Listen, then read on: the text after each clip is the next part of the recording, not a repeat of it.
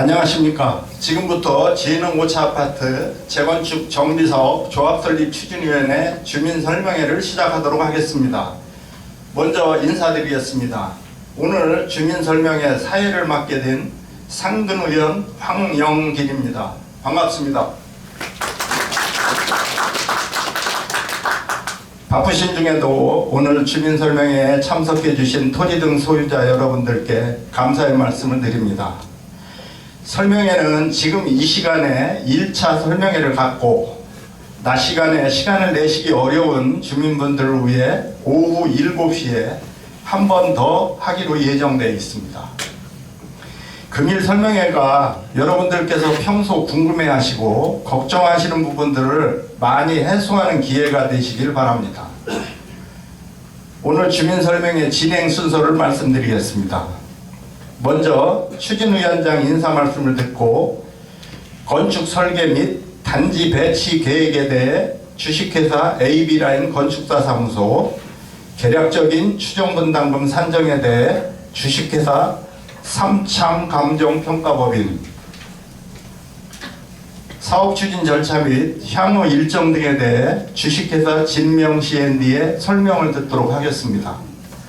모든 설명을 마치고 나서 주민과의 대화, 궁금사항에 대한 질의응답 시간을 갖도록 하겠습니다. 오늘 우리 아파트 주민설명회 개최를 위해 그간 많은 준비를 해주시고 발표해 주실 협력업체 관계자들을 소개해 올리겠습니다. 설계업체 주식회사 AB라인 건축사 사무소 황규일 상무님 참석하셨습니다. 감정평가업체 주식회사 삼창감정평가법인 오성호 이사님 참석하셨습니다. 정비사업 전문관리업체 주식회사 진명 C&D 지명구 팀장님 참석하셨습니다. 바쁘시더라도 오늘 주민설명회가 중요한 자리인 만큼 끝까지 함께해 주실 것을 부탁드리겠습니다. 진행 순서에 따라 조영왕 추진위원장의 인사 말씀을 듣겠습니다. 위원장 나오세요.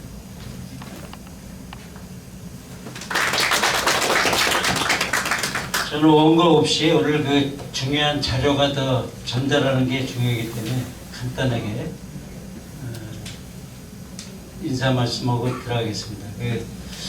총무님 이제 설명을 해주셨는데 지금 업체에서 한 10여 분 전문가들이 금융, 분양, 또 이런 여러 방면의 전문가들이 또 여기 섞여서 앉아서 계세요. 일단 이제 질의응답 시간에 그분들을 통해서 또 아니면 제가 또 답변대 할 수 있는 걸 하고 그렇게 해드릴 테니까 잘 보시고 오늘 그 설명회가 지금 그간에 한 3년차 지금 추진을 하면서 오늘이 4번째 같아요. 설명회가. 그러니까 이제 4번째였는데도 한 번도 안 오신 분도 이제 계실 테고 또 4번 다 참석하신 분도 계신데 아무튼 잘 숙지하셔서 재건축이 오해해가지고 이제 오해로 인한 그 이해 부족이죠. 이해 부족하니까 그냥 무조건 남이 그냥 반대하자니까 하고 이런 사람들이 개중에 있는 것 같은데 그분들도 같이 사실 재건축은 같이 가는 거에 맞거든요. 근데 이제 정제 싫으면 이사를 가든가 이렇게 나부터라도 마음에 안 들면 이사 가잖아요. 근데 그런 거보다는 끝까지 같이 해서 재건축이 성공할 수 있도록 이렇게 했으면 좋겠어요. 그래서 여러분들이 이렇게 게시판 보고 이렇게 마음을 또 괜히 잡았다가 또 이렇게 흐트지 마시고 같이 우리는 가야 된다는 마음으로 제가 껴안고 가겠습니다. 저는 여러분들이 그 명령을 받아서 움직이는 모습이니까요. 항상 시키시고 지시하시고 이렇게 물어봐 주시면 고쳐서 공부해서 이렇게 잘 이끌도록 하겠습니다. 감사합니다.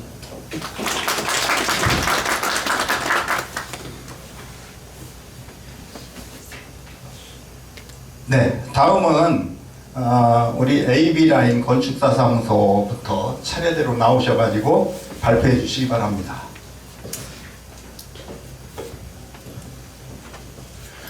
네, 안녕하세요. 에비라인 건축사사무소 황규일 상무입니다. 만나 뵈서 반갑고요. 다시 한번 인사드리겠습니다.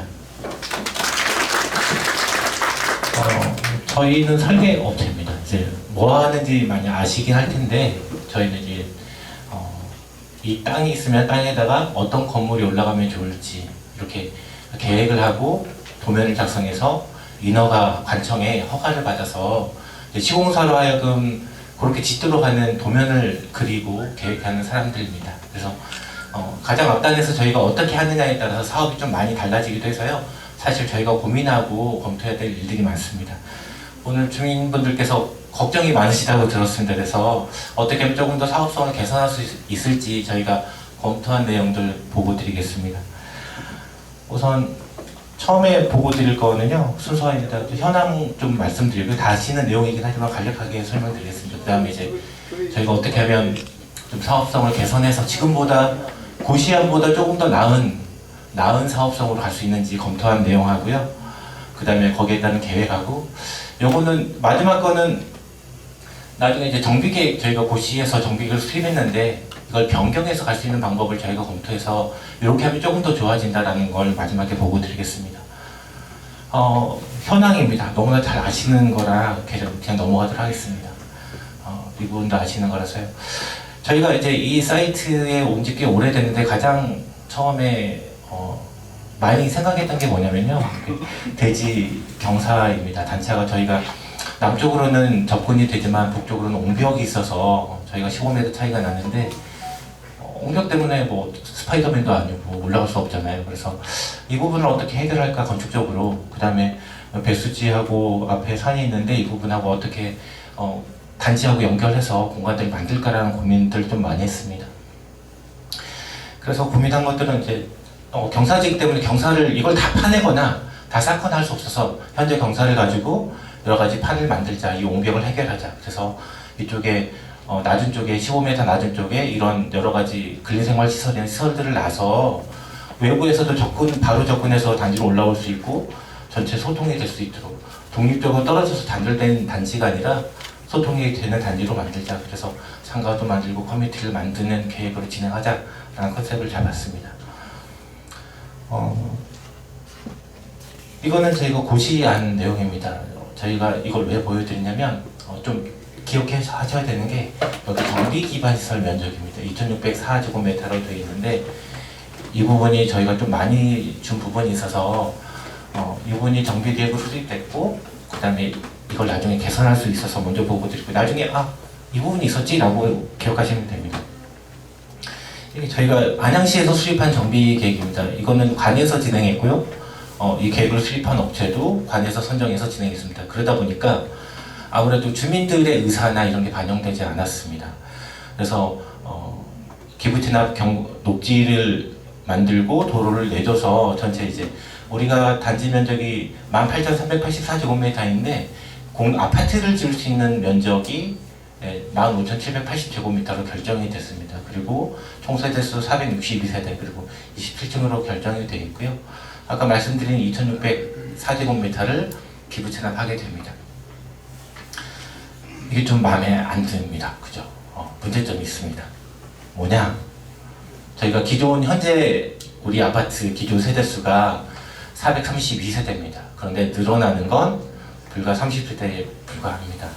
그냥 내가 살고 나머지를 팔아야 되는데 30개밖에 없는 거죠. 이런 문제가 있고, 두 번째는 세대 유형이 단순합니다. 고시 안에 두 가지 타입밖에 없어요. 5구형하고 7사형입니다. 이 부분은 이제 어떤 조합원님께서는, 토지 소유자님께서는 내가 가지고 있는 경제적 여력이 작으니까 나는 조금 더 작은 걸로 가고 싶어 라고 하는데, 고시 안으로 가게 되면 그런 사항이 반영이 안 되죠.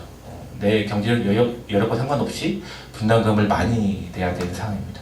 세 번째는 법적 상한 미적용인데, 이거는 나중에 저희가 하면 되는데 어쨌든 사업성이 반영이 안 됐다, 그런 말씀 드립니다. 저희가 그래서 고민하는 건 어떻게 하면 사업성이 좋아질까라고 아이템을 선정했는데, 먼저는 분양 세대수를 최대한 현재에서 최대한 확보해보자. 그래서 사업성을 향상시켜보자. 그리고 들어가는 비용 공사비를 줄여보자. 그 다음에 내가 갖고 있는 상품을 팔아야 되는데 매력적인 상품이 되어야 되잖아요. 뭐 한 90년대, 2000년대 초반 이런 아파트 가지고 팔면 누가 사가겠어요? 그래서 그런 상품성을 개선해서 사람들이 요구하는 사항을 반영한 상품을 만들어서 분양성을 형성해보자. 그 다음에 단지 자체의 가치 향상시키는 방법들을 고안해서 프리미엄 커뮤니티를 만들어보자 라는 게 저희 방향이었습니다. 그래서 처음으로 말씀드리는 건 이제 분양성 개선인데, 이제 기존에 저희가 432세대, 그 다음에 고시안이 462세대입니다. 아까 말씀드렸듯이 5구형, 7사형으로 되어 있고요. 뭐 24평형, 30평형 되어 있죠. 그래서 이게 타입이 작기 때문에 저희가 작은 평형들, 그 다음에 큰 평형들 섞어가지고 타입을 많이 만들었습니다. 그래서 이렇게만 해도, 그러니까 총량은 같지만 저희가 상품을 여러 개 만든 거잖아요. 근데 나중에 들으시겠지만 이렇게만 해도 사업성이 개선된다고 하더라고요. 그래서 이렇게 해서 사업성을 1차로, 첫 번째로 개선 한번 해보고요. 그랬을 경우에 저희가 507세대로 저희가 계획이 되고요. 분양세대가 증가하게 됩니다. 그리고 말씀드릴 게 있는데, 많이 궁금해하시는 게 주차 대수예요. 주차 대수는 요즘에 많이들 조합 다니면 세대당 1.3대 많이 작아, 주차장이 너무 부족해 라는 말씀 많이 해서, 그래서 만약에 1.5대, 뭐 1.7대, 8대까지 이렇게 요구하셔서 지하 주차장을 늘리는 경우가 생겨요. 그럼 지하 주차장이 늘어서 주차를 잘하면 좋은데 뭐가 문제일까요? 주차장이 커지죠. 그럼 뭐가 늘어나죠? 공사비가 늘어나게 됩니다. 이 사항은 저희가 나중에 주민분들께 설문을 할 겁니다. 그래서 저희가 마음대로 결정하는 게 아니라 전문업체인 나중에 교통영역평가업체나 뽑고, 그 다음에 주민들 설문 통해서 적정한 대수로 선정해서 지하 면적들 결정할 겁니다. 그래서 이런 것들 변경 가능성이 있다라고 보시면 되고요. 두 번째는 공사비 절감입니다. 저희가 기존의 고시안이 8개 동으로 되어 있는데 6개 동을 줄여서, 아무래도 동이 많아지면 공사비가 많이 드니까 좀 동수를 줄여서 공사비를 줄이고, 그 다음에 요철들이 되게 많았는데 요철들 좀 줄여서 공사비를 절감해보겠다라는 안입니다. 이런 형태는 추후에 나중에 계속 변경될 겁니다. 이게 최종은 아니고 제한이니까 앞으로 이제 건축 심의를 통해서, 인허가를 통해서 계속 변경될 사항입니다. 그리고 시공사 뽑히면 시공사하고 협의를 통해서 시공사 상품들이 들어오면서 계속 또 변경될 내용입니다. 그 분양성 향상입니다. 고시안을 검토해 봤더니 3베이로 들어있더라고요. 3베이, 이렇게 좀 아시는 분도 계시겠지만 생소하신 분도 계실 것 같아서 설명을 드리면, 전면향이 있는 부분에서 거실이나 방이 몇 개 있느냐를 베이로 얘기합니다. 그래서 여기 침실, 거실, 침실 있어서 3베이, 5구형, 고시형 5구형입니다. 7사형도 침실, 거실, 침실에서 1, 2, 3베이, 3베이로 되어 있습니다. 요즘에 이렇게 설계 안 하죠. 분양사무실 가도 이렇게 안 팔잖아요. 그래서 저희가 이제 요거를 4베이로 바꿔서 침실하고 안방하고 거실하고 방 2개 해서 4베이로 다 교체해서 계획을 검토했습니다. 그래서 이것들이 기본적으로 상품성을 개선하고, 이렇게 되면 뭐가 좋냐면요, 이 벽면에 따라서 서비스 면적이 결정됩니다. 벽이 길면 발코니가 면적이 포함되지 않는 면적이 이게 들어오는데, 이 벽 길이가 길어짐으로 해서 서비스 면적, 발코니 면적이 조금 더 확보되는 상황입니다. 저희가 대략 검토해 보니까 한 3제곱미터 정도 그냥 순으로 증가하는 면적이 있더라고요. 물론 이제 평형대마다 길이마다 좀 다르긴 합니다. 다음은 이제 지형차를 활용한 내용입니다. 저희가 아까 말씀드렸듯이 옹벽이 10m가 있고요. 전체적으로 15m 차이가 나는데, 이 부분을 활용해서 아까 말씀드린 상가를 배치해서 외부에서 바로 북쪽에서 접근해서 지하이지만 여기서 봤을 땐 다 지상이잖아요. 사실 여기 지하 1층, 지하 2층이지만 밖에서 봤을 땐 1층, 2층 이렇게 보이도록 그렇게 해서 상가 분양성도 확보하고, 그 다음에 단지도 외부에서 바로 접근하고, 왔을 때 뺑 돌아가지 않고 지금처럼 바로 북쪽에서 접근할 수 있도록 그렇게 단지를 계획해서 분양성을 개선할 예정입니다. 다음은 이제 단지 공간입니다. 단지 공간이 고시하는 여러 가지 외부 공간이 나눠졌는데, 이거는 이제 동을 줄이면서 같이 외부 공간을 많이 넓게 확보한다는 내용입니다. 외부 공간이 넓어지면 이제 동간 거리가 짧아져서 약간 프라이버시 보호나 이런 부분에 조금 더 유리한 면이 있습니다. 이건 이제 사업성 분양성인데요. 저희가 이제 어쨌든 커뮤니티를 만들어야 되는데 이런 것들을 잘 만들어서 하겠다라는 거 하고요. 그다음에 스카이 커뮤니티가 있습니다. 이게 아파트 옥상에 이제 커뮤니티 나서 이제 차 마시고 외부 손님들 오시면 거기다 이제 숙박도 할 수 있게 하고 이런 건데 이거 하면 좋은데 문제는 요걸 위에다가 옥상 최상층에다 놓으면 세대가 빠져야 돼요. 그래서 요것들은 나중에 주민분들께서 나는 이렇게 갔으면 좋겠어라고 의사결정을 해주셔야 되는 부분입니다. 그래서 저희가 나중에 이제 조합이 되면 조합을 통해서 설문조사를 할 거고요. 그래서 주민분들께서 그래도 단지 가치를 위해서 스카이 커뮤니티가 있었으면 좋겠어. 아니야. 하나라도 더 팔아서 우리 비용을 조금 더 아껴보자 라고 하면은 스카이 커뮤니티 없이 세대를 채워서 가는 방향. 그렇게 나중에 의사결정해야 되는 사항이긴 합니다. 커뮤니티는 아까 말씀드렸듯이 이제 단차를 이용해서 아까 도로변에서 접근하고 그다음 위쪽에 하나의 단차를 더 통해서 이제 외부 공간으로 전부 다 체감 환기가 가능하도록 그렇게 계획을 해서 편의성을 확보할 예정입니다. 아까는 첫 번째 세대에 있는 걸 여러 개를 쪼개서 조금 더 우리가 이익을 높여보자. 이건 두 번째는 전체 총량을 좀 늘려보자입니다. 우리가 가지고 있는 양이 고시한이 있는데 그거보다 조금 더 늘려보자입니다.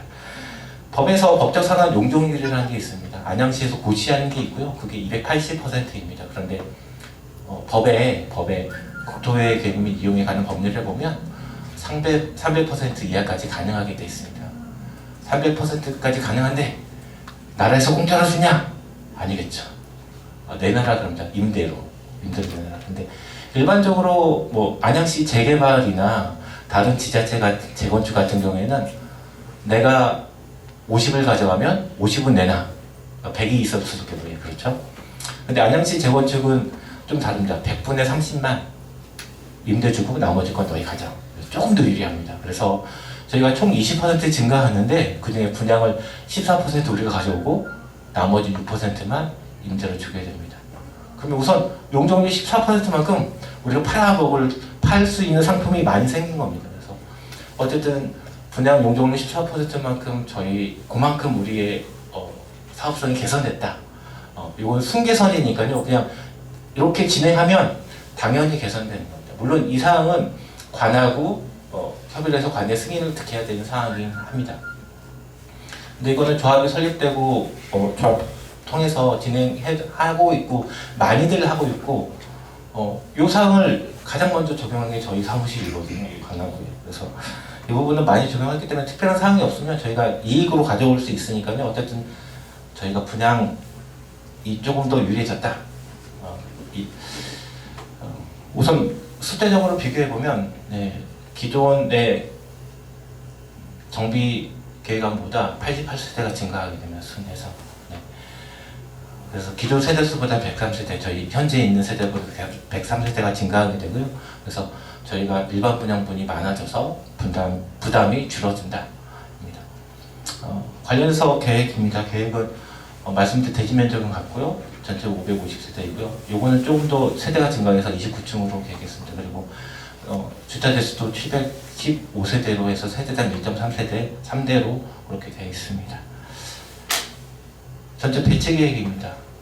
6개 동으로 되어 있고요. 아까 말씀드렸던 상가들이나 커뮤니티 계획이 반영되어 있는 상황입니다. 단위 세대입니다. 많이 궁금하시는데 요거는 그냥 아닙니다. 시대가 변하고 있잖아요. 그리고 우리 주민분들께서 입주하실 때는 지금보다 시간이 지나서 이 평면보다 조금 더 다른 형태의 평면이 개발될 겁니다. 그래서 저희가 그거에 맞춰서 설계를 진행할 거고요. 우선 말씀드리면은 46형인데 보통 이제 이 부분이 되게 좁은 평형으로 되어 있는데 그래도 거주하시기 불편하지 않도록 수납 공간이라든가 그다음에 알레드 주방이라든가 이런 부분들 저희가 검토해서 계획에 반영했고요. 5일형 같은 경우는 보통 이제 지금 현황 다녔을 때 보통 2배로 많이 합니다. 근데 저희가 이게 3배로 계획해서 그래도 거주하시는데 5일형이면 그래도 큰 평형은 아니잖아요. 근데 그럼에도 불구하고 거주하시는데 불편하지 않도록 그렇게 3베이 형상으로 만들었고요. 만약에 이제 나중에 지금 욕실이 2개 있는데 난 욕실 하나만 필요하고 방이 하나 더 있었으면 좋겠어 그러면은 이 부분을 변경해서 방이 하나 더 들어가는 그런 계획들도 반영할 수 있습니다.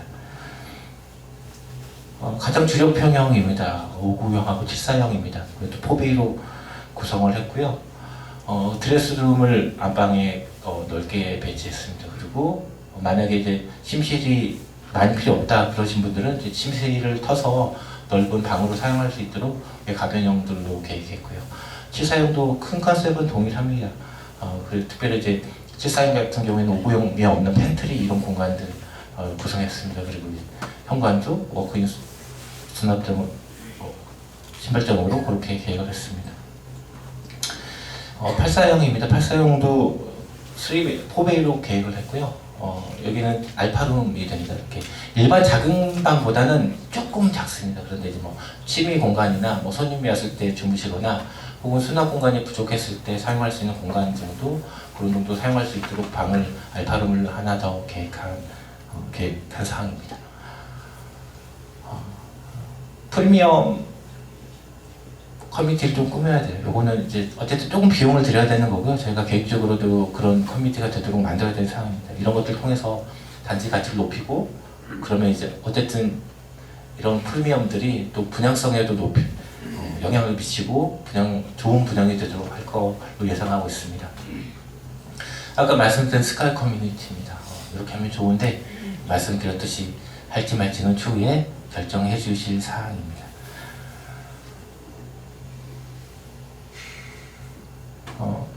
상가 부분입니다. 조금 더 크게 보여드렸는데요. 이 그림은 이제 추진 사무실 가면 저희가 판넬로 빛이 났으니까 보시면 되고요. 저희가 단차에 있는 부분들을 이제 데크를 만들고 해서 외부에서 접근했을 때 많이들 활용할 수 있는 방향으로 그렇게 제안을 드렸습니다. 이 부분이 전부 다 상가일 수도 있고요. 나중에 계획 진행하다가 일부 커뮤니티 시설들이 계획될 수도 있습니다. 어쨌든 단차를 이용해서 지금은 옹벽이지만 이런 형상으로 될 거다. 그렇게 봐주시면 될 것 같습니다.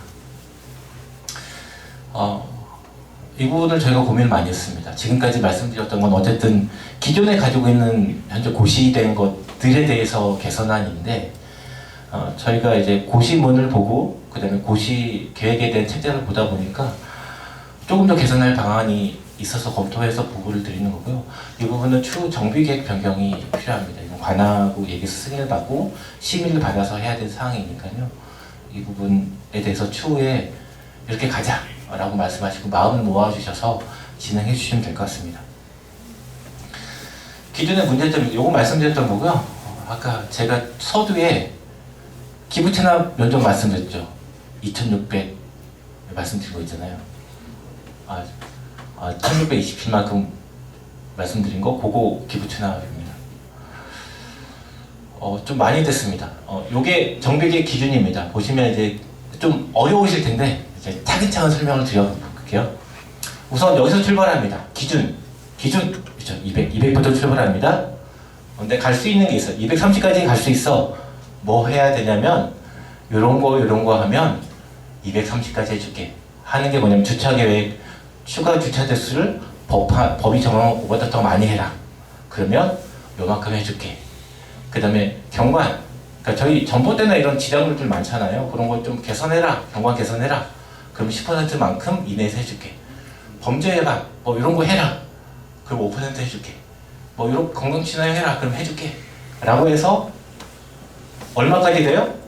230까지 해서 30%까지 가능해요. 근데 고시에서 어떻게 했어요? 25%만 하고 230을 안 하고 5%를 빼먹었어요. 어디로 갔냐? 5%만큼 면적으로 대지로 기부채납했어요. 저희가 이거 할 수 있는데 안 한 거잖아요. 요거 찾아야 됩니다. 요거 찾아야 되는 거 하나고, 두 번째는 상한 용적률까지 갔어.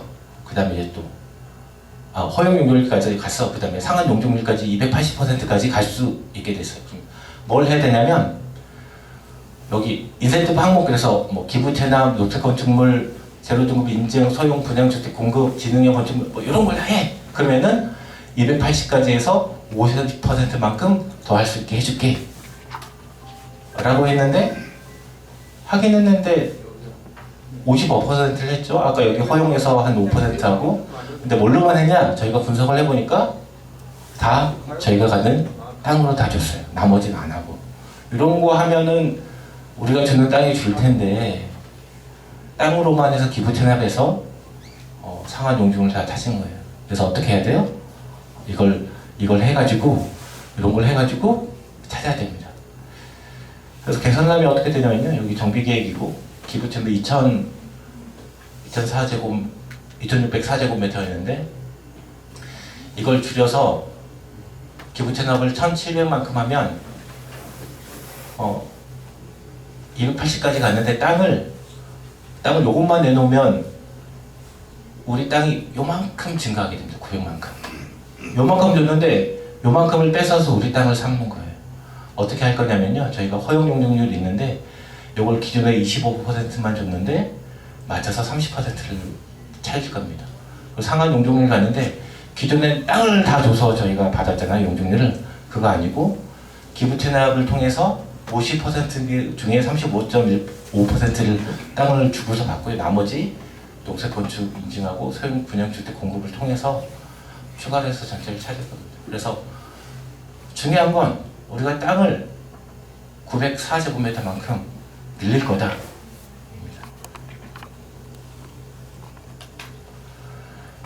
그렇게 되면 땅이 어떻게 변경돼야 되냐면요. 기존에는 여기가 다 녹지였습니다.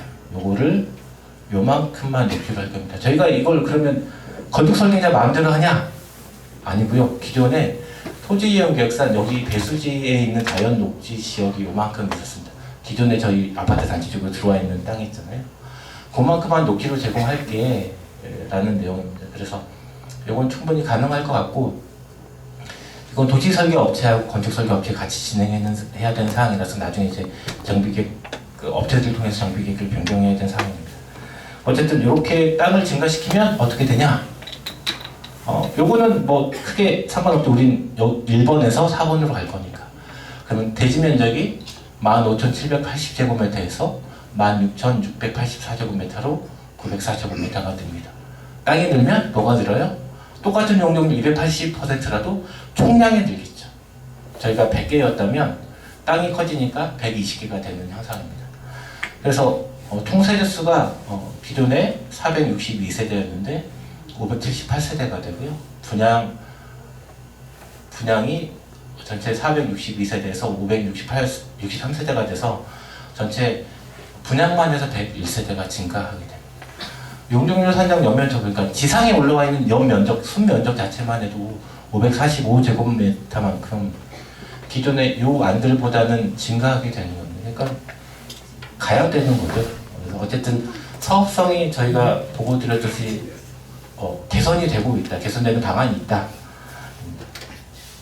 이야기 편하시게 그냥 도시화로 만들어 봤습니다. 말씀드렸듯이 고시에서는 462세대고 저희가 대지 면적 증가시키면 어쨌든 578세대가 있어서 분양분이 101세대가 증가한다. 우리 사업성이 고시와는 나빠 보이지만 저희가 말씀드렸듯이 여러 가지 개선안들을 통해서 개선하면 더 좋아진다. 네, 제가 설명드린 건 여기까지고요.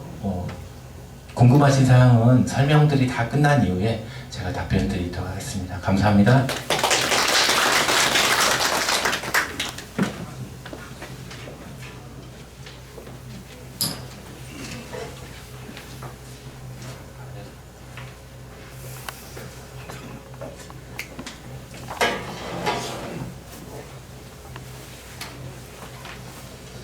예, 안녕하십니까. 귀한 시간 내주신 여러 이제 주민 여러분들 감사의 말씀드립니다. 오늘 사업성 추정 분담금이라고 합니다. 이제 저희 그 헌집 주고 새집을 받으실 때 도대체 얼마의 비용이 필요한가 요거 설명을 담당하게 된 삼창 감정평가법인 오성호라고 합니다.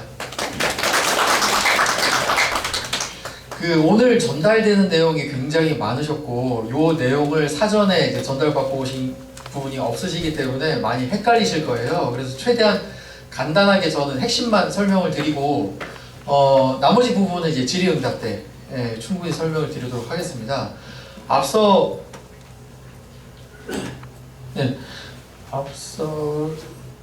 앞서 상무님께서 그러니까 저희가 그 465세대 이거 너무 작잖아요. 사업성이 안 나오시잖아요. 89.5%밖에 안 나오시잖아요. 이거를 어떻게 개선할 것인가를 이제 세 가지로 설명을 해주셨는데 다들 잘 이해하셨죠? 세 가지로 설명을 해주셨습니다. 그러니까 저희가 465세대로 정비 계획이 지금 현재 수립이 돼 있고 그거를 한 세 가지 정도 그림을 그려보신 거세요. 그러니까 507세대, 550세대, 그리고 578세대. 물론 이 세 가지 중에 어느 게 가능할지는 앞으로 이제 안양시랑 협의를 해야 되고 저희가 잘 지금 준비를 해야 되는 부분인데, 그럼 핵심은 요겁니다. 이제 507세대, 이제 550세대, 578세대가 되었을 때 사업성이 개선되는 거 맞냐? 그 부분이 이제 오늘의 핵심이신데, 그 부분을 일단 결론 먼저 말씀드리겠습니다.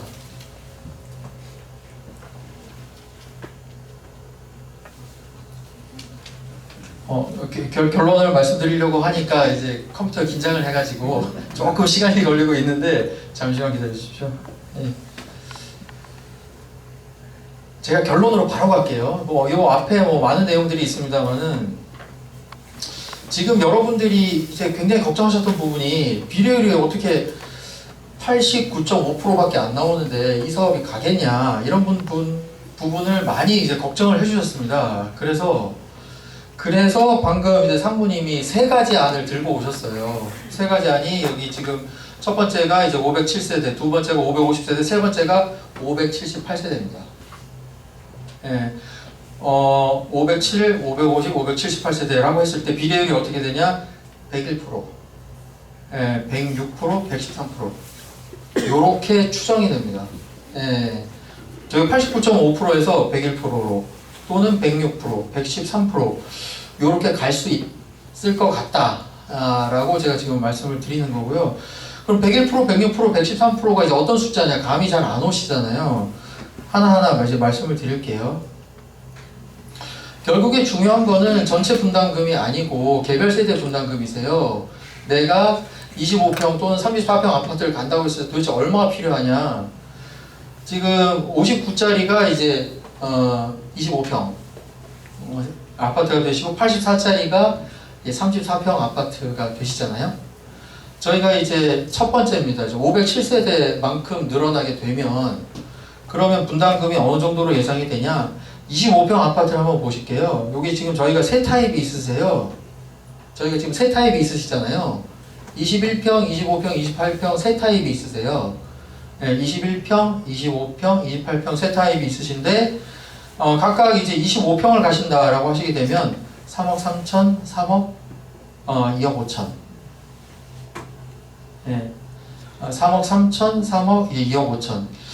만약에 34평을 가신다라고 하시게 되면 이제 5억 5천, 5억 2천, 이제 4억 6천, 이제 이렇게 이제 되겠습니다. 두 번째 저희가 이제 세대수를 조금 더 늘려서 550세대로 간다고 해볼게요. 550세대로 간다고 하게 되면 21평, 25평, 28평의 경우에 25평을 가실 때 3억 1천, 2억 7천, 2억 2천 정도로 추정이 됩니다. 예. 마지막으로 진짜 저희가 최선을 다해서 278세대까지 받아냈다 라고 하게 되면 이제 어떻게 추정이 되냐? 25평 가신다고 할 때 2억 8,600이니까 한 2억 9천, 2억 5천, 1억 9천 정도까지 떨어질 수도 있다. 희망사항이긴 합니다. 예, 저희가 이제 힘을 모아야 되는 부분이고요. 요렇게 지금 이제 추정이 되는데, 그러니까 사업성이 465세대 때보다는 이제 많이 개선된 것 같으신가요? 네, 요 정도로 지금 추정이 됩니다. 그러니까 그 최대, 그러니까 25평 간다고 했을 때 2억 9천, 2억 5천, 이제 1억 9천 아니면은 이제 그냥 507세대밖에 못 받았다 라고 하더라도 저희가 3억 3천, 3억, 이제 2억 5천 요 정도로 추정이 되는데 이 숫자는 어떻게 나온 거야? 이거 믿을 만한 숫자야? 괜히 희망 고문하는 거 아니야? 이 숫자가 나온 근거를 잠깐만 말씀드릴게요. 좀 복잡한데 그냥 쉽게 금방금방 좀 말씀드리도록 하겠습니다. 요 분담금을 산정하는 데는 딱 그 세 가지가 필요합니다. 세 가지. 지금 현재 아파트 가격, 종전자산 가격이요. 지금 현재 아파트 가격이 얼마냐? 이게 필요하고요. 두 번째는 이제 헌집 주고 새 집을 받으시는 거잖아요. 새 집의 분양가가 얼마냐? 요 숫자가 이제 두 번째로 필요하고, 마지막으로 필요한 게 그러면은 헌집 주고 새 집 받을 때 공사비는 얼마나 들어? 요 세 가지거든요. 종전자산, 분양가, 공사비.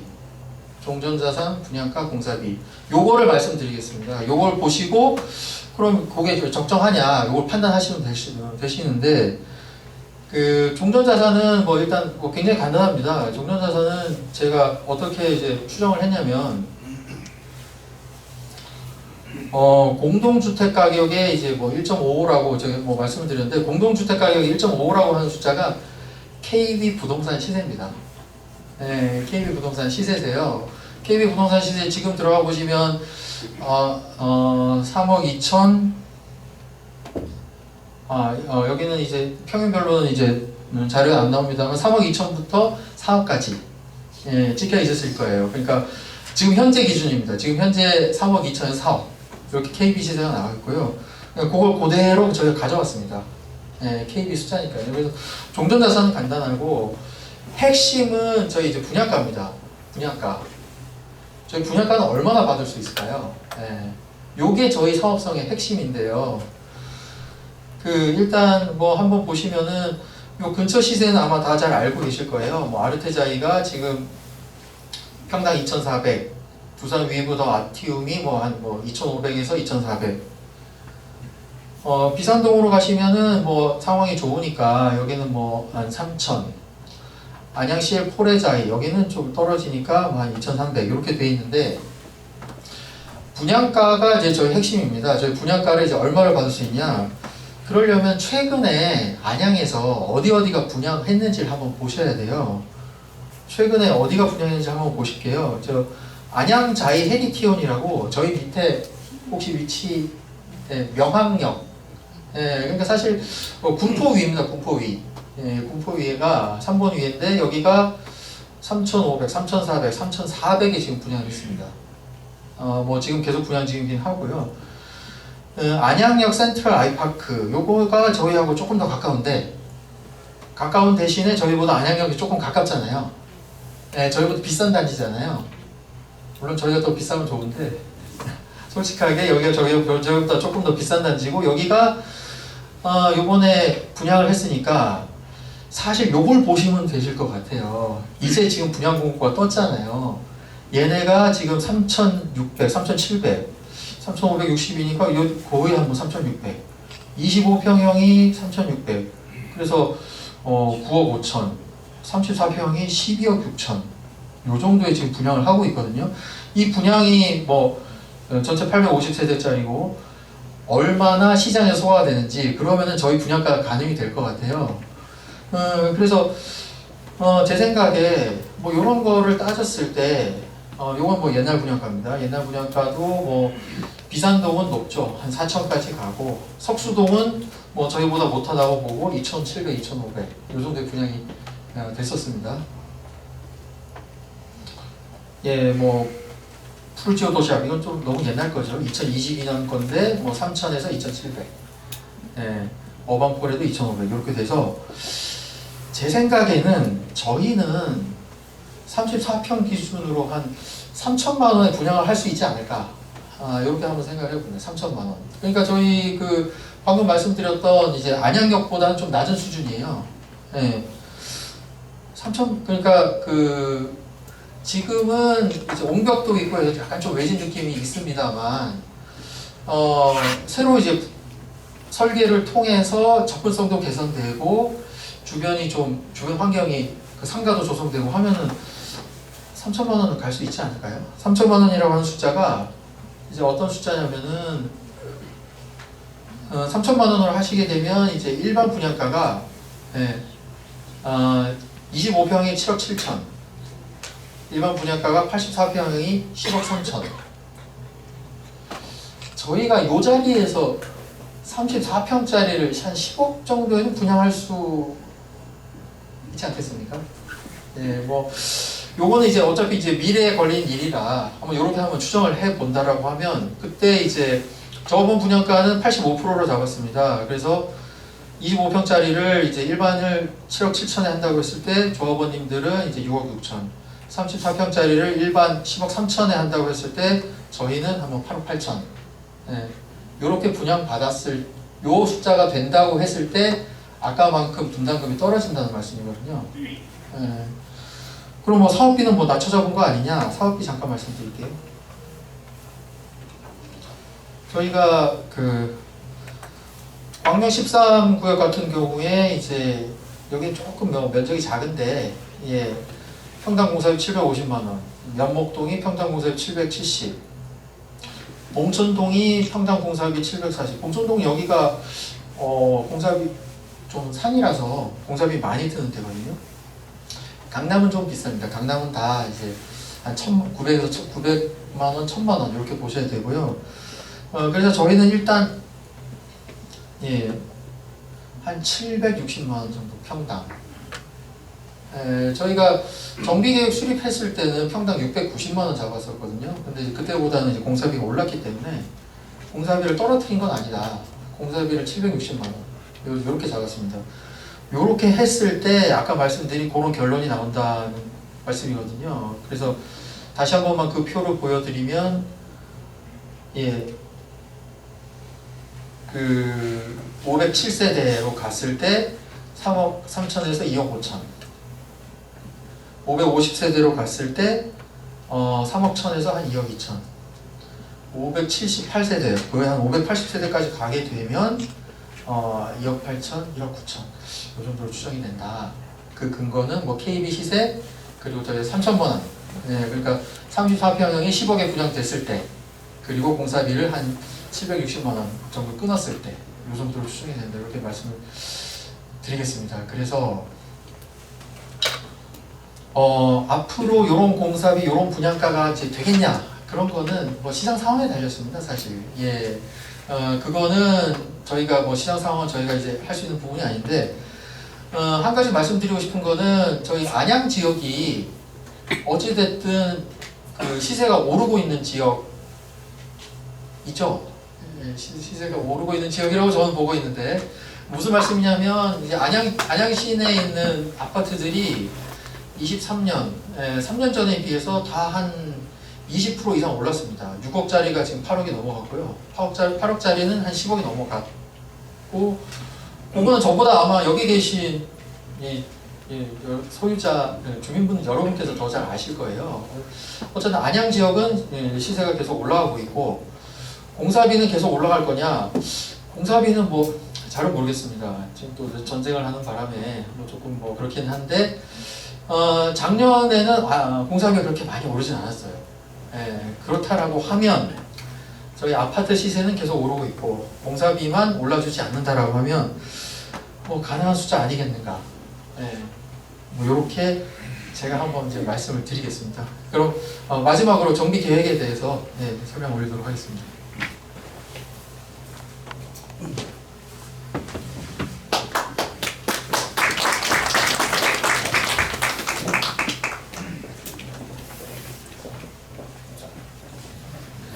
다시 한번 인사드리겠습니다. 정비사업 전문관리업체 지명구 팀장이라고 합니다.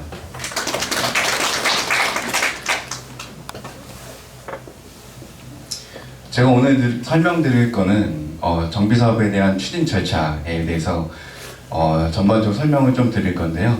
우리가 정비 기본 예정구역에서 포함됐고 정비구역으로 지정된 다음 이후에 추진위원회가 구성이 되고 조합 설립 인가가 되고 이후에 뭐 사업시행계약 인가 및 관리처분계획 인가를 거쳐서 저희가 이주 착공부터 준공 입주 때까지 전반적인 일정에 대해서 좀 설명드리도록 하겠습니다. 저희 사업이 2030 도시 기본계획상에서 예정구역으로 포함이 되고 정비구역으로 지정이 되고 약 한 3, 4년 정도 사업 추진이 됐는데 여기 계신 여러분들이 지금 우리 사업이 한 3, 4년 추진됐으니까 한 중간 정도 오지 않았을까 이렇게 생각하시는 분들도 있을 거고 혹시 내년에는 혹시 우리 이가 2주를 나가야 되지 않을까라고 생각하시는 분도 있다고 제가 얘기 들었습니다. 하지만 우리는 아직 이 전체적인 일정에서 보시면 그 추진위원회 구성이 된 사업 초기 단계다 이렇게 좀 보시면 좀 될 것 같고요. 제 첫 번째는 정비구역부터 좀 말씀을 드리면 우리가 사업을 하려고 하면 당연하게 정비구역으로 지정이 돼야 되고요. 정비구역 지정 단계에서는 우리 단지를 어떻게 개발할 것인지, 녹지는 어느 위치에, 그 다음에 도로는 어떻게 확보를 해서 단지에 들어가는 진출로를 계획할 것인지, 그리고 우리의 대지는 어떻게 형상화해서 아파트를 건설할 건지에 대한 밑그림을 그리게 되는데 그것을 정비 계획을 수립한다라고 이렇게 보시면 될 것 같고요. 그 이후에는 우리가 추진위원회와 조합 설립이라는 것들을 각각 저희가 세우게 되는데 추진위원회는 저희가 동의서를 진구하는데 주민 여러분들의 50% 이상의 동의만 득하면 저희가 추진위원회를 구성할 수 있고 추진위원회 승인 신청을 통해서 안양시로부터 저희가 승인 고시를 받는 이런 절차를 걸치게 되고요. 지금이 현재 저희가 2025년 8월 18일 날 저희가 추진위가 구성이 되고요. 지금은 조합 설립을 구성하기 위해 여러 가지 계략적인 사업 시행 계획, 추정 분담금 이런 것들 수립하고 있고 그거에 관해서 지금 설명을 드리는 이 자리라고 보시면 될 것 같고요. 조합 설립 인가는 저희가 사람 머릿수로 따지면 70%에 대한 동의를 받아야 되고 면적도 70%의 동의를 받아야 됩니다. 다만 우리가 사람이 70%를 동의를 하게 되면 재건축 같은 경우에는 각각의 아파트의 대지 지분이 있기 때문에 당연하게 면적은 한 70% 이상 저희가 동의 요건을 충족한다고 보고요. 다만 동별 동의율이라는 게 따로 있습니다. 그래서 그거는 50% 각 동마다 50% 이상의 동의를 해야지 조합 설립 인가를 받을 수가 있는데 어떤 동은 동의가 굉장히 높은 동이 있고요. 어떤 동은 또 유난히 동의가 안 되는 반대가 많은 그런 동이 있기 때문에 결국은 우리 단지 모두 골고루 다 동의를 많이 하셔야지만이 재건축 사업이 추진된다. 그렇게 좀 이해하시면 될 것 같고요. 우리가 조합 설립 인가 단계에서 가장 그 재개발 사업과 재건축 사업의 가장 다른 부분이 있습니다. 이게 뭐냐면 재개발 사업 같은 경우에는 우리가 굳이 조합 설립 인가에 동의를 하지 않아도 우리는 인가가 되는과 동시에 당연하게 조합원인 자격을 얻게 되고요. 이 사람들은 나중에 현금 청산이라는 것을 통해서 사업에서 하차도 할 수 있긴 합니다. 근데 우리 재건축 사업 같은 경우에는 조합 설립에 동의를 하지 않으시면 조합원에서 자격에서 빼고 갑니다. 근데 우리가 아파트를 지으려고 그러면 반대하신 조합원들의 땅을 가지고 아파트를 지어야 되잖아요. 그렇기 때문에 매도 청구 소송이라는 것을 통해서 조합이 그분들의 땅을 취득하는 이런 절차를 걸치게 되는데요. 여기서 여러분들이 이제 가장 중요하게 아셔야 될 것들은 뭐냐면 우리가 그럼 조합 설립 인가가 됐는데 조합원의 자격이 없으면 근데 중간에 어떤 사정으로 인해서 이 집을 팔아야 된다면 조합원의 지위가 없는 또는 새 아파트를 받지 못하는 물건에 대해서는 아무도 살려고 하지 않기 때문에 종종 우리가 나중에 분양 신청할 때쯤에서 다시 조합원으로서 동의를 받기도 합니다. 그렇게 해서 조합 설립 인가가 되고요. 인가가 되면 시공사를 선정을 해야 되는데 당연하게도 우리 아파트의 어떤 상품의 가치를 좀 높여주는 그런 네임밸류가 있는 우리 아파트 지을 건설사가 이때 우리가 선정을 하게 될 겁니다. 시기로 보시면 저희가 2027년도 상반기 정도면 시공사를 선정할 것으로 그렇게 예정하고 있고요. 그 다음에 사업 시행 계획 인가를 들어가게 되면 앞전에서 우리 설명드렸던 AB 라인에서 설명드렸던 건축 설계를 이 단계에서 하게 될 건데요. 건축 계획이라는 아주 세부적인 그림을 그릴 겁니다. 여러분들의 가구 수라든지 면적이라든지 그 다음에 우리 아파트 단지의 좀 상품의 가치를 좀 높일 수 있는 여러 방면에 대해서 고민을 좀 하실 거고요. 뭐 예를 들어 뭐 외벽의 특화, 디자인, 뭐 문주, 여러 가지 조경이라든지 이런 것들에 대해 많은 고민을 하실 거라고 생각을 하고요. 그렇게 우리가 건축 계획을 수립하게 되면 건축위원회 심의 등 각종 심의를 거쳐서 사업시행 인가를 거쳐서 저희가 인가를 받을 거고요. 그렇게 이제 모든 계획이 수립이 다 될 겁니다. 우리 땅도 다 결정이 됐고 그 위에 대한 입시적인 건축 계획이 다 수립이 된다고 한다 그러면 우리는 이제 관리 처분 계획인가라는 것을 통해서 우린 정산을 하도록 돼 있습니다. 다시 쉽게 말씀드리면 우리가 지금 현재 살고 있는 진흥 5차 아파트에서 새로 지어질 아파트로 들어갈 때 우리 분담금이 얼마큼 들어가는지에 대해서 관리처분 계획 인가를 좀 수립하게 될 겁니다. 예, 좀 자세한 내용은 뒤에서 또 다시 한번 설명을 좀 드리겠습니다. 그러면 저희가 이제 이주는 언제 할 것이냐? 근데 저희가 지금 예정하고 있는 거는 2029년도 3반기 정도에 이주 개시를 할 거고요. 이주하기 바로 직전에는 우리 이주비 대출을 가장 적응리로 해줄 금융기관을 선정하고 협약을 맺고 이주 개시 공고를 할 거고요. 우리가 공식적인 이주 아마 기간은 한 4개월 정도로 줄 것 같고요. 재건축 사업 같은 경우에는 평균 이주 기간은 약 한 1년 정도로 이렇게 일단 보고 있습니다. 그래서 이주가 완료가 되면 저희가 철거를 들어가고 2030년도 상반기 정도에 저희가 착공을 예정하고 있고 롯데 일반 분양을 하도록 되어 있습니다. 그 다음에 저희가 아파트를 지을 때는 예전 같은 경우에는 한 36개월 정도 공기, 약 3년 정도가 걸렸었는데요. 지금은 주 5일 근무제로가 도입이 되면서 주말 같은 경우에는 시멘트의 공급 또는 건설 자재들의 공급이 안 되기 때문에 우리 진흥 5차 아파트 단지 정도의 규모의 아파트를 짓게 되면 한 40개월 정도, 한 3년 4개월 정도로 걸린다라고 보시면 되고요.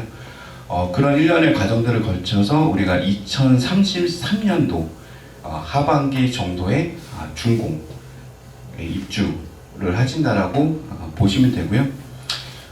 준공이 하게 되면 저희가 그 아파트 또는 이 땅에 대해서 확정 측량을 또 통해서 저희가 이전고시라는 마지막 행정 업무를 할 거고요.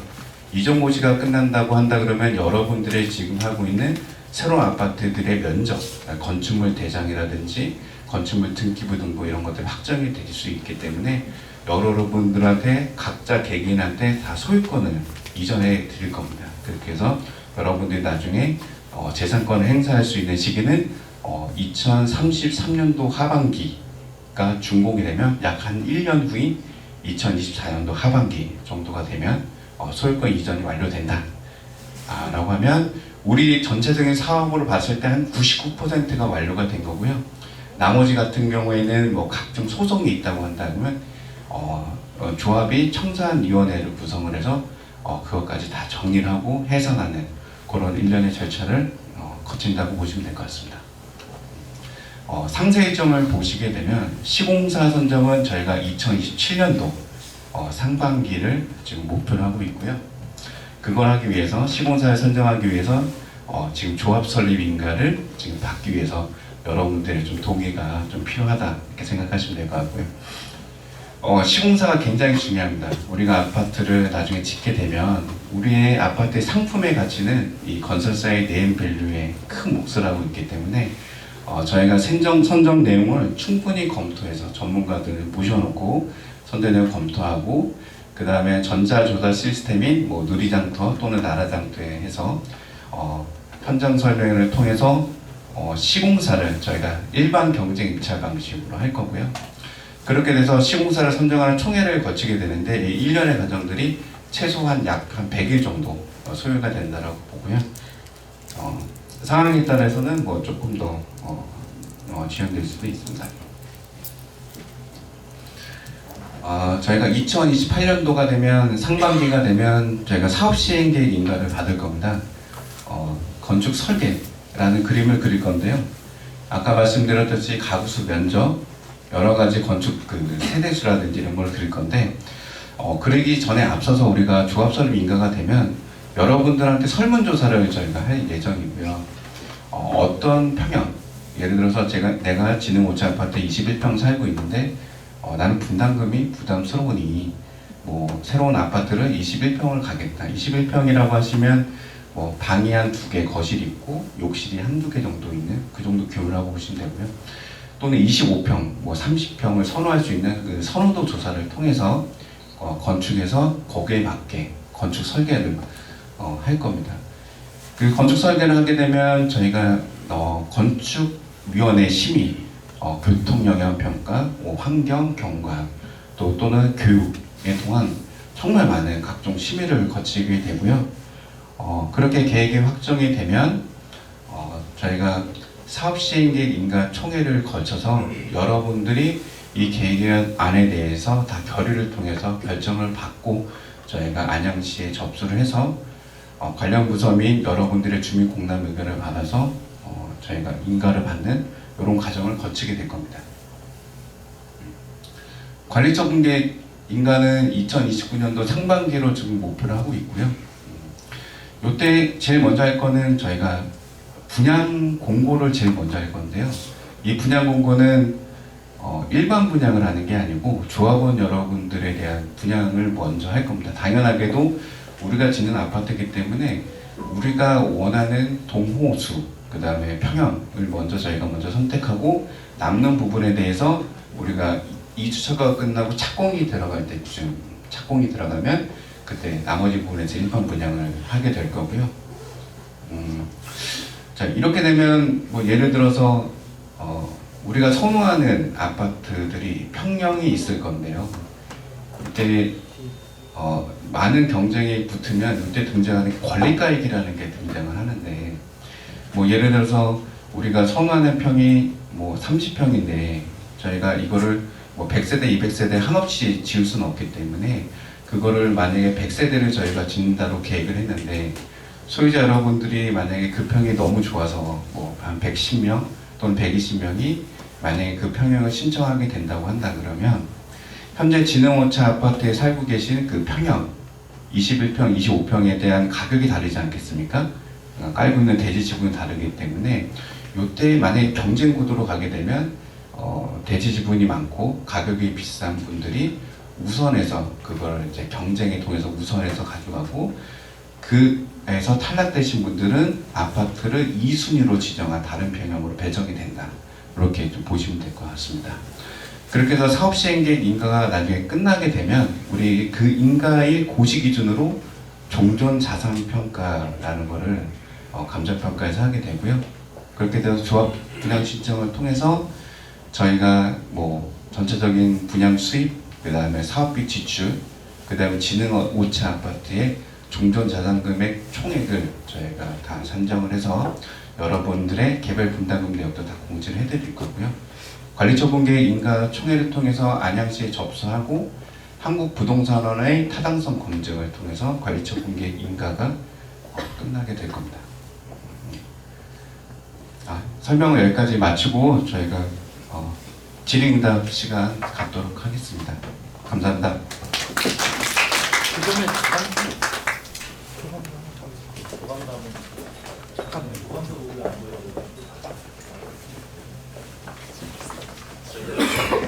안녕하세요. AB라고 황규성입니다. 제가 조감돌 저희 회사 작업해놓고 안 보여드렸네요. 예상 아니고요. 바뀔 거긴 한데 그래도 많이 궁금하실 것 같아서 조금 설명을 드리려고 합니다. 현재 이 계획안은 280%에서 세대 비율 변경했을 때 아닙니다. 300%나 그 이외에 더 증가했을 경우에 다른 그림이 되긴 할 텐데 어쨌든 1차적으로 저희가 공간을 보면 이 정도 규모의 아파트 단지가 될 것이다. 그렇게 보시면 되고요. 가장 초안입니다. 저희가 뭐 디자인을 아주 많이 하거나 고민을 많이 하거나 그런 건 아니고요. 이 정도 규모겠다라고 이제 주민들 이해해 돕기 위해서 한 거니까요. 참고로 봐주시고 이것보다 더 좋아질 겁니다. 저희가 그래도 디자인을 조금 하거든요. 그래서 저희가 다른 사람들이 봤을 때 지능 5차 아파트 그래 예쁘지 잘 됐지 설계도 잘 뽑았다 이런 말 들을 수 있도록 저희가 최선을 다해 노력하겠습니다. 네, 감사합니다.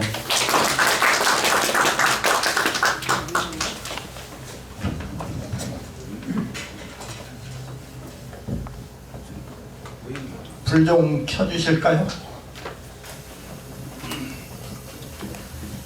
네, 설명을 한참 이렇게 잘 해주셨는데도 불구하고 아마 여러분들 모두 저를 포함해서 뭐 전문가들은 아니기 때문에 이렇게 마음에 딱딱 와닿지는 않을 거예요 아마. 그거는 이제 앞으로도 저희 추진위원회에서 홍보 자료도 많이 만들고 이렇게 해가지고 이해를 돕도록 계속 해나갈 겁니다.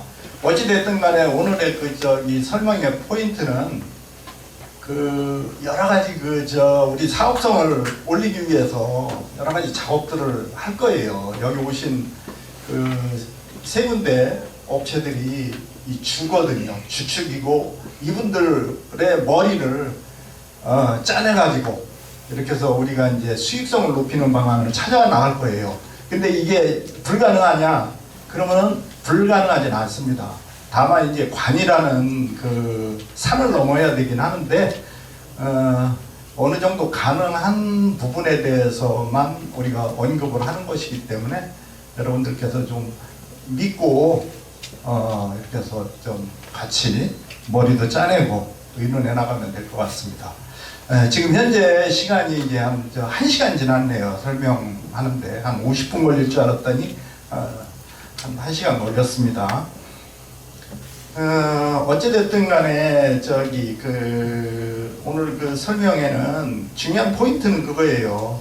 우리 아파트 재건축 사업의 사업성을 높이기 위해서는 우리가 어떻게 할 건가, 그리고 세대별 계략적인 추정 분담금은 얼마 정도인지. 아까 이제 감정평가업체가 이제 전문업체 아닙니까? 가격에 대한 부분에 대해서는 우리 감정평가법인이 전문업체니까 그러더라도 이걸 준비하면서 이렇게 고민을 같이 머리맡에 많이 했어요. 그래서 이걸 뭐 가능하지도 못한 부분을 막 가능한 것처럼 확대 포장해서 할 수는 없는 것이고, 그렇기 때문에 굉장히 고민도 하고 이렇게 해서 가격 산정을 했다.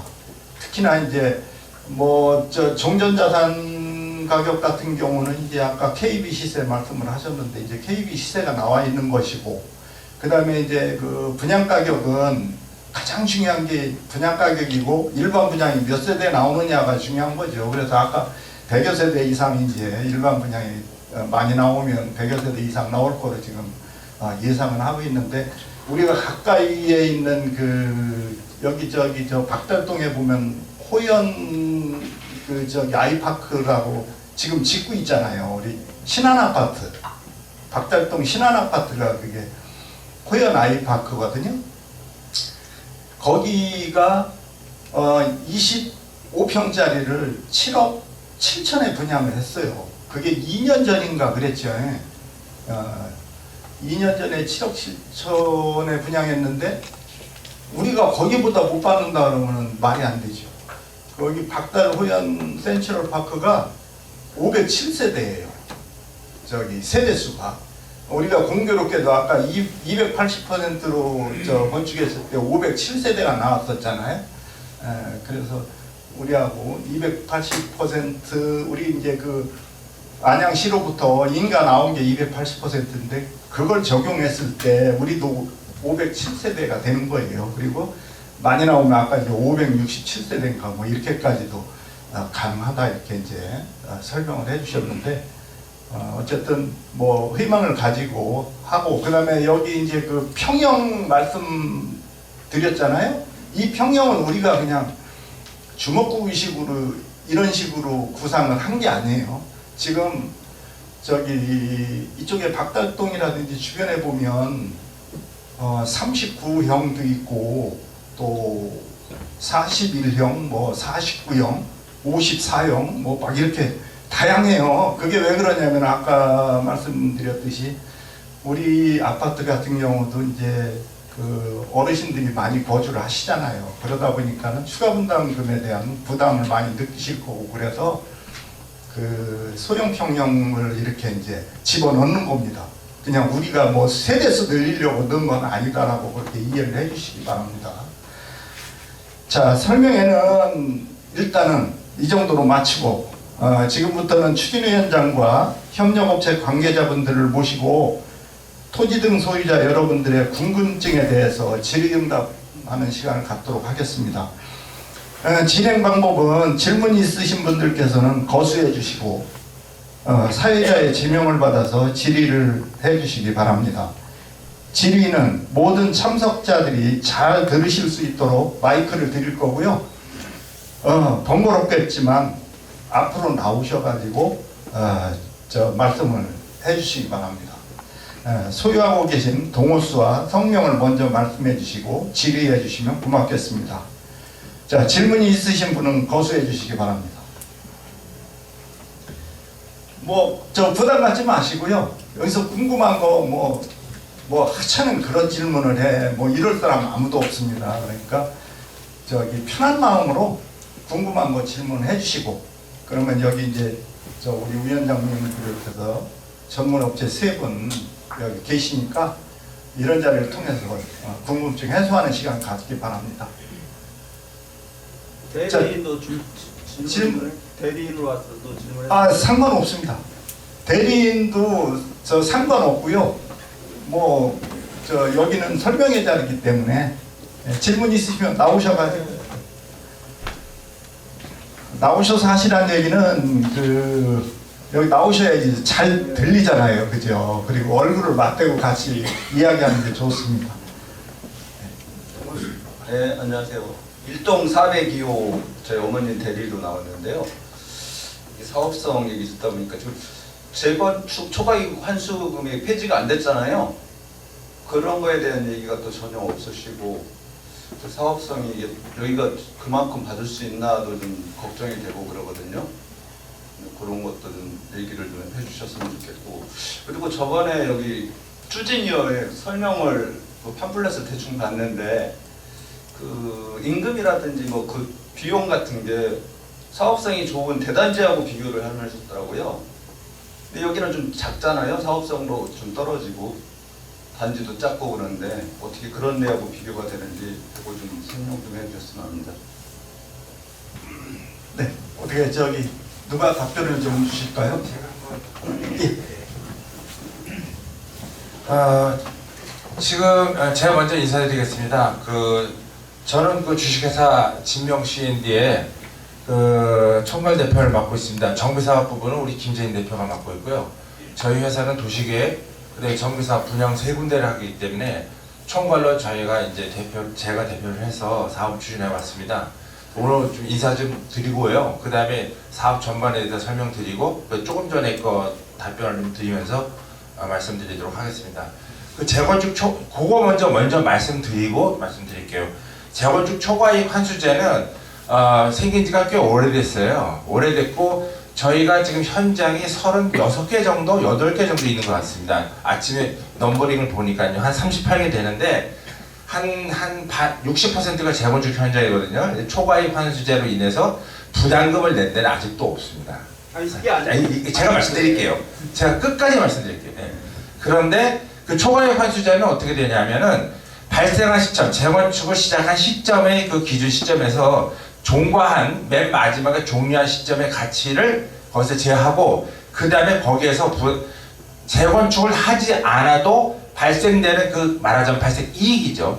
인터레스트를 제하고, 그 다음에 제한 후에 들어간 비용, 즉 투입 비용을 제한 후 거기에 대한 초과 이익률에 대한 이익률을 적용을 해가지고 환수를 하는 거거든요. 그래서 일단 재건축 초과 환수 원리는 똑같습니다. 지금 제가 한 거는 말씀 똑같고요. 지금 안양이나 이런 쪽에서 초과이익 환수 재건축을 했지만 초과이익 환수제로 인하여 부담금을 낸 조합은 없습니다. 그렇게 말씀드리고요. 두 번째, 사업성이 있느냐 없느냐 제가 좀 말씀드릴게요. 제가 한국도시정비협회 부회장입니다. 그리고 저희 회사가 전국 400개 회사 중에 9번째로 등록을 했는데 저희가요 사실 안양에서는 가장 많은 사업지를 성공했습니다. 정확하게 말씀드리도록 하겠습니다. 요 안양 호계주공 사거리에 가면 더샤 와이파크라고 있죠. 그게 안양 호계 주공 아파트입니다. 저희가 시작서부터 완전히 분양해서 입주 청산까지 완료를 하는 회사입니다. 두 번째, 저 석수주공에 보면 석수 럭키 아파트라고 있지 않습니까? 석수동에 석수 럭키 아파트 호롱 하늘채입니다. 이게요. 호롱 하늘채도 저희가 완료를 했고요. 그 다음에 그 온천 주변 지구랑 범기역 사거리에 있는 대림 아크로도 저희가 했습니다. 또 한 가지, 지금 우리 담당자로 있는 지명구 팀장이 직접 담당했던 경기도시공사하고 같이 했던 냉천구역 안양대학교 옆에 있는 것도 저희가 시작해가지고 지금 입주를 했고 청사를 앞두고 있습니다. 단 저희는 조건이 있습니다. 저희가 사업을 하면은 돈을 꿔드리고 사업을 투입을 하죠. 그죠? 근데 저희 회사는요, 만약에 이 사업을 하기 전에 분양팀에서 사업성 분석을 하고요, 도시계획팀에서 사업성 분석을 하고, 정비사업팀에서 사업 분석을 해서 사업성이 돼서 주민들이 관리처분을 해서 나중에 성공할 수 있겠다라고 세 군데에서 오케이를 하면 우리는 돈을 꿔드립니다.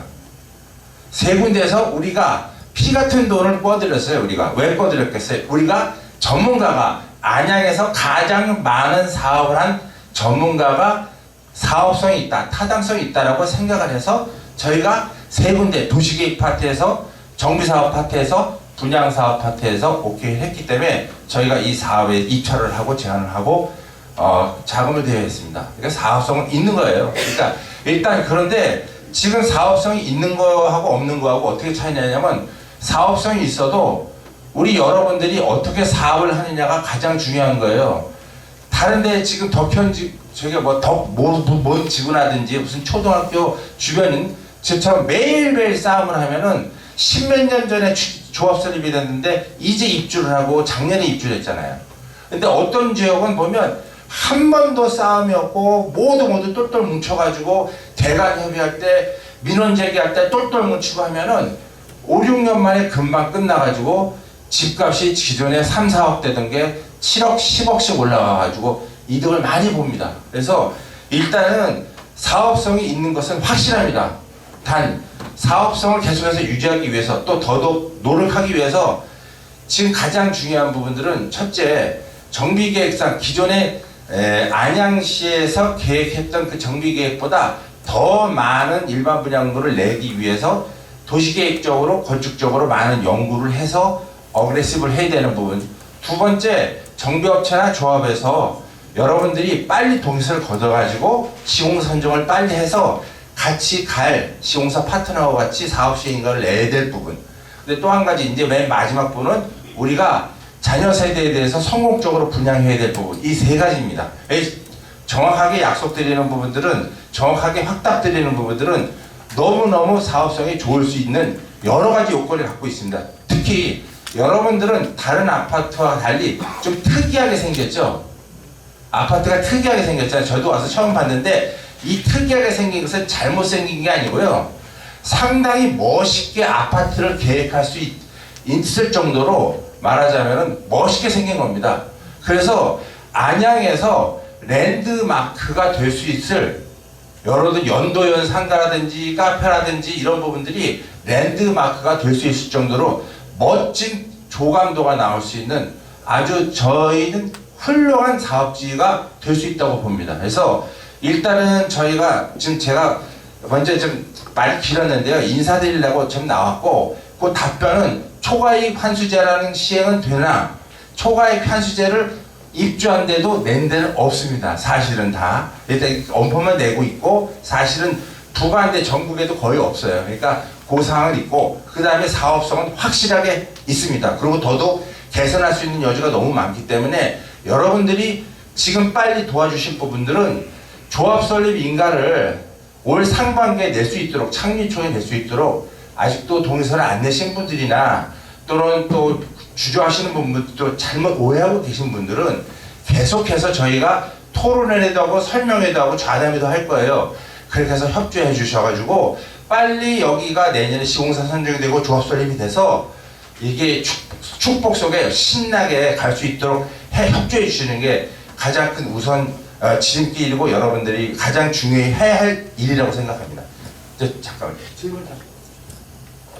예, 질문 답변이 되셨는지 모르겠는데요. 아니 그게 재건축 초과이익 청구가 안 된 거 저도 알아요. 네. 근데 그게 계산을 했을 때 어떻게 되냐, 그게 만일에 차후에 청구가 진짜 이재명 대통령이 끝까지 밀고 가서 이걸 청구를 하게 되면은 그 금액이 어느 정도 되냐, 그거를 알려주셨으면 한다 이거죠. 네.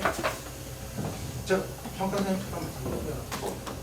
지금 금액까지 얘기하는 거는 이제 쉽게 얘기하면 지금 우리가 나중에 지금 애기인데 나중에 늙어가지고 나중에 맨 마지막에 재산세를 얼마 낼까 그 예산하는 건데 사실 그런 건 평가사님이 전문적으로 좀 디테일하게 얘기해 주세요. 그게 그러니까 안 그래도 이제 그 강남이나 저희 여의도 같은데 요거 재건축 진행하게 되면 이 재건축 초과이익 질문이 많으세요. 근데 저희가 추정 분담금 단계에서는 그거를 산정해 드리지 못합니다라고 좀 말씀드리는 게 그 이제 방금 이제 회장님께서 말씀하셨지만 이제 준공 시점에 이제 공동주택 가격 요게 기준이 되는 것도 맞습니다만 두 번째 이게 더 중요한 게 개개인별로 요게 다 다르세요. 장기보유 특별공제가 들어왔잖아요. 예, 그냥 그 시점에 몇 년 동안 1가구 1주택으로 보유하셨냐 요걸 다 감안해서 차감이 되거든요. 그거를 저희가 다 계산할 수가 없어요. 그러니까 몇 년 동안 거주하셨는지 그걸 저희가 다 조사를 해야 돼요. 그게 나왔을 때 이제 조합으로 부과가 되고 그거를 이제 각자 나눠서 부담하시는 거거든요. 그러니까 결국에는 이제 세금이 얼마 나오냐, 세금 개개별로 다 다르시잖아요. 요것도 약간 세금처럼 공제 항목이 많기 때문에 지금 단계에서는 조금 뭐 계산해드리기 좀 현실적인 어려움이 있다. 네, 이렇게 말씀드리겠습니다. 네, 수고하셨고요. 사실은 그 이제 우리가 제초안 이렇게 간략하게 얘기하는데 제초안 해가지고 낼 수 있으면 우리는 그냥 만세예요, 만세. 이 제초안 우리 아파트가 제초안이 나온다 그러면은 우리 전부 춤춰야 돼요. 그리고 이제 지금 말씀하셨듯이 이제 준공 시점과 그 다음에 이제 그 조합 설립 시점 이렇게 비교해서 차익 그 시점의 차익을 가지고 8천만 원을 초과하는 금액에 대해서 최대 50%까지를 제초안으로 뺏어가는 거예요. 이게 우리가 이제 알다시피 세법상으로는 미실현 이익에 대해서 세금을 과세하는 거기 때문에 이게 사실은 문제가 많은 적이에요. 그러다 보니까 대한민국의 강남에 있는 그 아파트들이 대부분 제초안에 걸리는데 지금까지 아무도 안 내고 있죠. 구청도 이게 청구를 해야 되는데 이걸 잘못 건드렸다가는 이게 벌집 쑤시는 거거든요. 그래서 어쨌든 제초안은 지금 걱정할 단계는 좀 아닌 것 같고요. 어쨌든 좀 이야기가 길어지긴 했습니다만은 자 다른 또 질문자 나오세요. 예.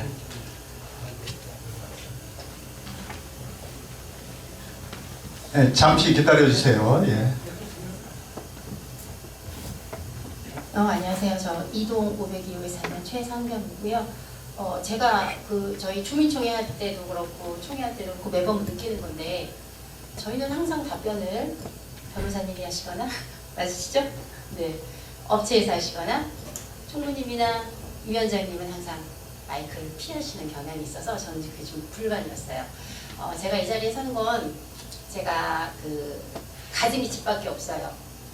그래서 저는 이 집이 되게 중요하고 우리 다 똑같잖아요. 제가 이 집에 다시 들어올 수 있을지 이게 가장 걱정이에요. 밤에 잠이 안 와요. 제가 아파트가 재건축이 된다고 해서 그전에는 전혀 관심이 없다가 재건축에 대해서 자꾸 궁금하고 또 공부하게 되고 또 질문도 많고 그래서 도시정비법에 있는 정보공개 요청 같은 거를 가끔 해요.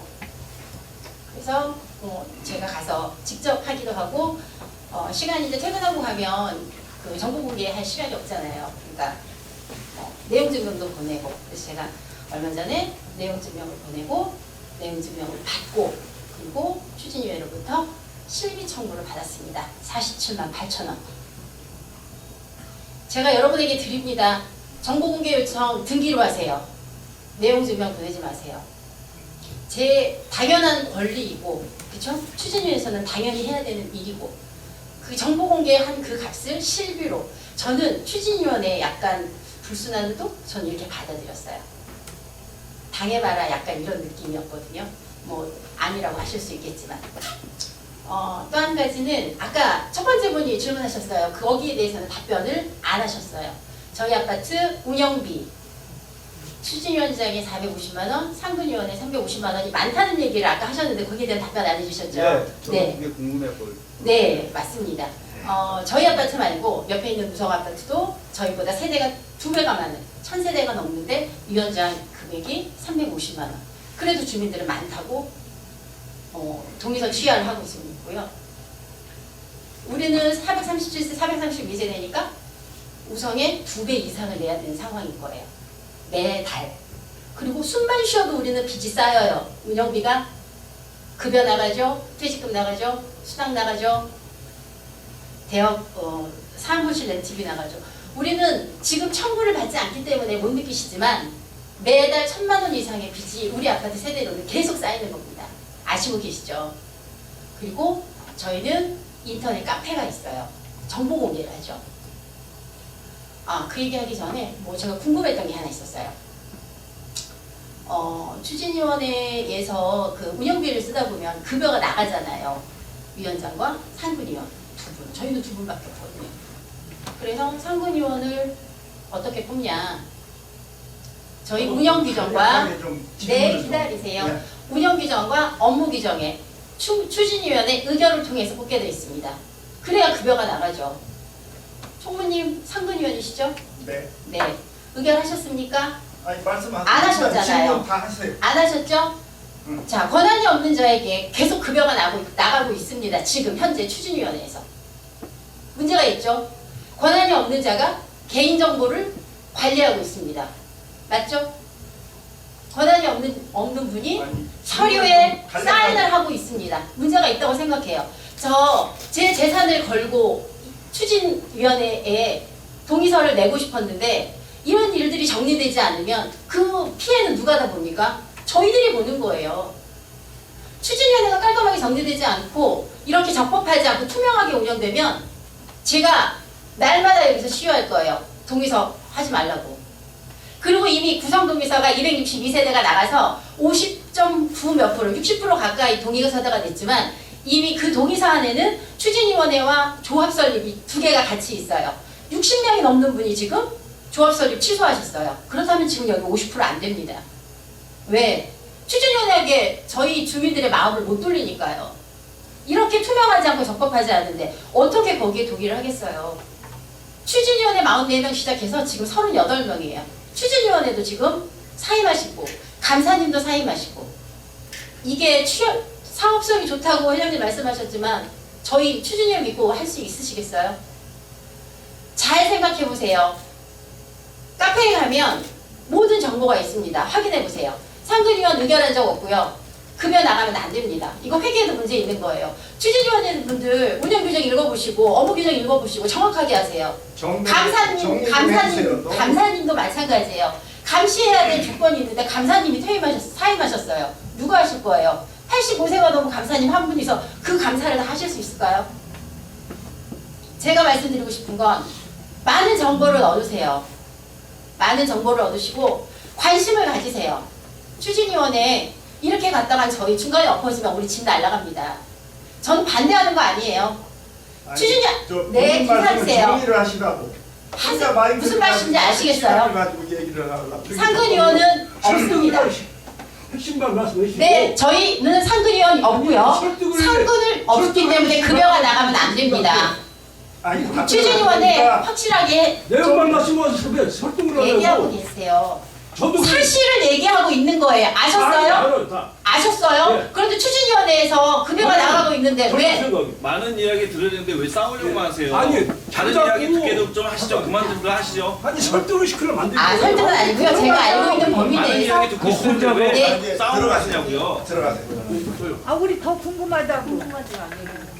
예, 알겠습니다. 여러분들 저 궁금사항 여기는 지금 설명의 자리예요. 이게 총회라든지 무슨 추진위원회 자리가 아니거든요. 그 부분에 대해서는 제가 이제 당사자니까 이거 뭐라고요? 아니요, 저분이 아까 궁금하다 하셔서 아무도 대답을 안 하시니까 제가 말씀드린 거예요. 뭐 보니까 작정하고 나오신 것 같은데 예, 하여튼 이해는 가고요. 제가 말씀드릴게요. 왜냐하면 제가 당사자입니다. 제가 상근의원 아닙니까, 그죠? 뭐 저기 자격도 없는 자가 이제 뭐 뭐 어쩌고 이제 이렇게 뭐 봉급도 받고 뭐 이런 식으로 이제 말씀을 하시는데 사실은 좀 제가 사회자긴 해도 조금 불쾌하긴 하네요. 저 여기 자격 있습니다. 여기 서 있을 만한 자격 있고 나름대로 또 전문가급에 속하는 사람이에요. 추진의원, 상근의원이 아니라고 하는데 그거는 잘 모르고 하는 말씀이에요. 우리가 제2차 추진위원회의를 11월 달에 작년 11월 달에 열었고 거기서 그 결의를 했습니다. 거기 보면은 우리가 11개 한번 처리를 했는데 거기에 분명 상근의원을 채용을 한다라는 그 부분이 거기 명시가 돼 있어요. 예, 그걸 제2차 추진위원회 결과를 가지고 우리가 주민총회를 이 자리에서 12월 18일 날 했었죠. 거기서 주민총회에서 결의를 받은 겁니다, 이게. 네, 맞아요. 예? 그리고 머리는 받았지만 의장님, 상근위원을 채용하는 의결은 안 하는 아니 그러니까요, 제가 답변을 드리고 있잖아요. 제 답변도 듣고 이 말씀을 하시라고요. 예. 지금 사실은 추인은 꼭 받아야 된다라는 저기는 규정은 없지만 추인 받을 거예요. 추진위원회 추인을 받을 거니까 조금 기다려 주시기 바랍니다. 이달에 이제 4차 추진위원회 안건 상정을 해가지고 절차를 밟아서 할 거니까 그렇게 알고 계시고, 그 다음에 이제 위원장과 상근의원 급여가 많다 이런 얘기는 많이 들었어요. 저도 들었는데 저는 이렇게 생각합니다. 자격 없는 상근의원은 봉급 350만 원이 아니고 100만 원도 그건 비싼 봉급인 거예요. 그러니까 어떤 상근의원은 350만 원 받으면서 1000만 원짜리 일을 하는 상근의원도 있고 100만 원 받으면서 1000만 원 받으면서 100만 원짜리도 안 되는 상근의원도 있는 거예요.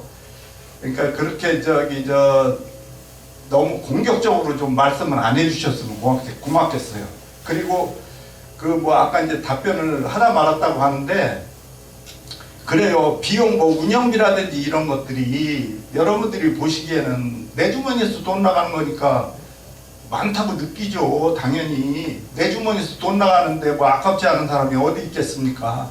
그러나 분명히 말씀드리지만 다른데 P아파트나 뭐 L아파트 이런 데 한번 보세요. 우리처럼 이렇게 돈 알뜰하게 쓰고 돈 안 쓴 데가 있는지 한번 실제로 가서 조사를 해보고 그걸 가지고 한번 대화를 해보시자고요.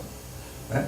우리가 그렇게 비용을 쓸데없는 데 많이 쓰거나 아니 지금 업체로부터 차용한 금액이 1억밖에 안 돼요. 지금 우리는 1억인데 그 돈이 지금 2,몇백만 원이 아직 남아 있어요. 우리는 어디 한번 따져보세요. 그리고 우성아파트 이런 데 비교하시는데 지금 거기는 단계가 우리 3년 전 단계예요. 지금 거기 봉급 400만 원 얼마 이렇게 책정했다고 하는데 우리는 그때 당시로 따지면 우리는 무보수로 일했던 거예요.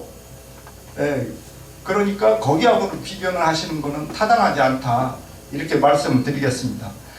너무 길게 답변을 했고 그거에 대한 우리 질문자께서 지금 내용 증명편으로 정보 공개하라고 했기 때문에 답변 갈 거예요. 그러니까는 답변 받으시고 그리고 제가 만약에 진짜 자격이 없는 상근의원이라면 저 당장 그만둘 생각 있고 그럴 저기도 있어요. 그러니까는 그거는 합법적인지 아닌지 이런 얘기는 그렇게 함부로 얘기는 안 해주셨으면 고맙겠습니다.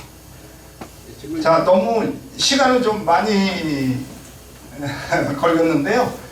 잠깐만요. 제가 여기 질문 아까 질문하시겠다고 하신 분이 계셔서 나오시죠. 예.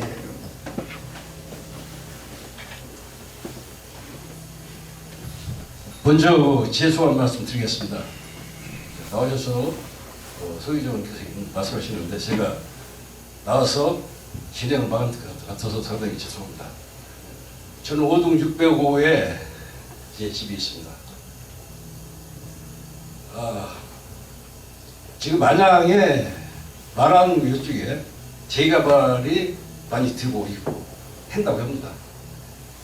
제가 또 이런 유형을 봤어요. 안양 석수동 이쪽에 있고 샹링 아파트가 있습니다. 그 당시에 조합원들이 분쟁이 일어나서 20년 동안 개발에 지연이 들고 지금 하고 있습니다. 아주 조그맣게 했어요. 근데 제가 보면은 그 분담금이 좀 많이 중요한 그거거든요. 근데 제가 볼 적에는 지금 시세의 가치, 미래의 가치 보면은 지금 적게. 제가 이런 말씀 하기는 뭐한데, 제가 보기관의 도시공사에서 건축을 담당했습니다. 그리고 광명시 기아자동차 대부분 구름산 지구라고 있어요. 32만 평입니다. 그리고 또 우리가 보면 안양 유원지 앞에 그 김중호 박물관 있는데 지금 거기가 기속하다가 20년 이상 지났어요. 안양 구동도 그 당시에 주민들이 반대 안 했다면 지금 그 당시 가격으로 5억 정도 벌었어요. 근데 주민들이 반대했어요. 근데 이 시기를 놓치면 안 되는 거예요. 지금 제가 볼 적에 청문님하고 잘 아는 사람도 아니에요. 청문하는 사람들이라든가 시장님들은 이건 어느 정도 알아야 돼요, 법을. 근데 청문을 세워놓고 국민 변호사 있더라도 타 기관 가서 또 그 정보를 또 얻어와요, 또. 그러면 또 돈을 줘야 돼요. 이렇게 이런 절차가 있는데 모르니까 가서 돈을 주고 해줘요. 안양 정화아파트 그 보잖아요. 우리는 몇 년 동안 한 분도 있어요. 그리고 저는 뭐 개발되는 거 안 되는 거 주민들이 반대하시면 반대하세요, 그냥. 근데 이 개발이 늦어져서 이후에 분담금이 엄청나게 늘어나요. 예, 간단히 하겠습니다. 질문은 특이할 거 없고, 이런 자리에 나왔을 적에 자기 생각을 간단하게 얘기했으면 좋겠고 설득해서 같습니다. 모든 것을 시기를 놓치면 재능 아파트 못합니다. 저는 이번 시기를 놓치면 어느 누가 할지, 저는 10년 전에 이걸 얘기했었어요. 근데 10년 전에 했던 아파트 회장이 어림없는 소리라고 했어요. 그분께서 요새 성능지라고 생겼는데 오늘 있으면 제가 한번 혼내고 싶어요. 진정으로 이 동네를 사랑하는 사람 누군가. 이상입니다. 네, 고맙습니다. 조금 전에 제가 조금 흥분해가지고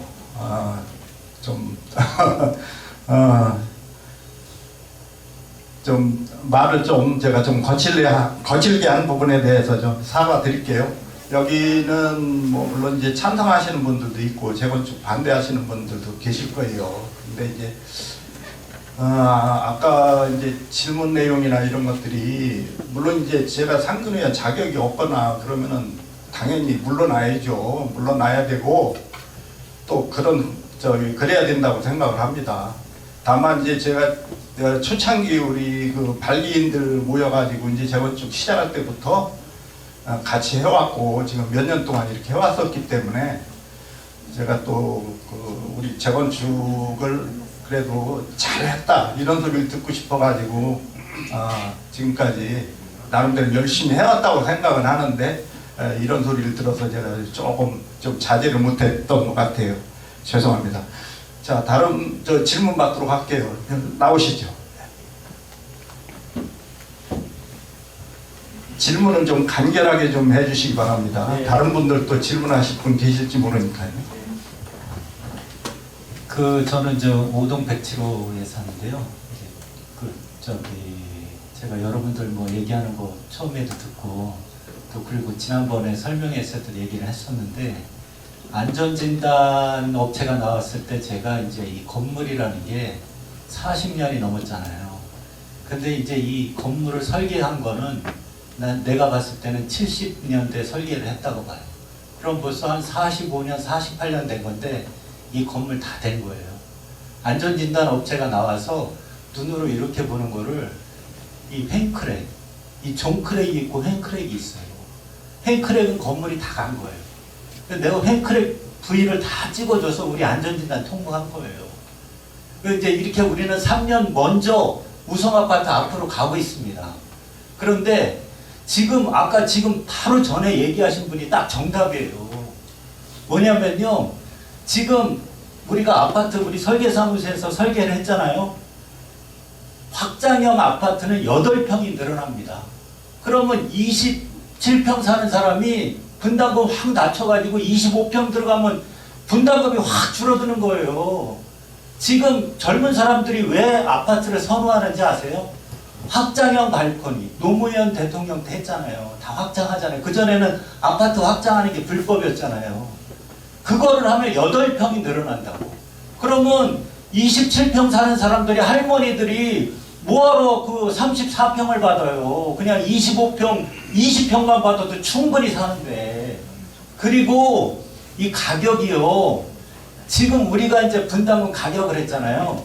지금 여기 그 안양역 앞에 그 아이파크 150대 1 나왔어요. 150대. 아까 감정평가사분이 그 이제 정확히 이제 얘기도 했는데 150대 1에 완판이 됐습니다. 그러면 우리 아파트는 3년 후에 분양을 하는데 지금 12억에 분양했거든요.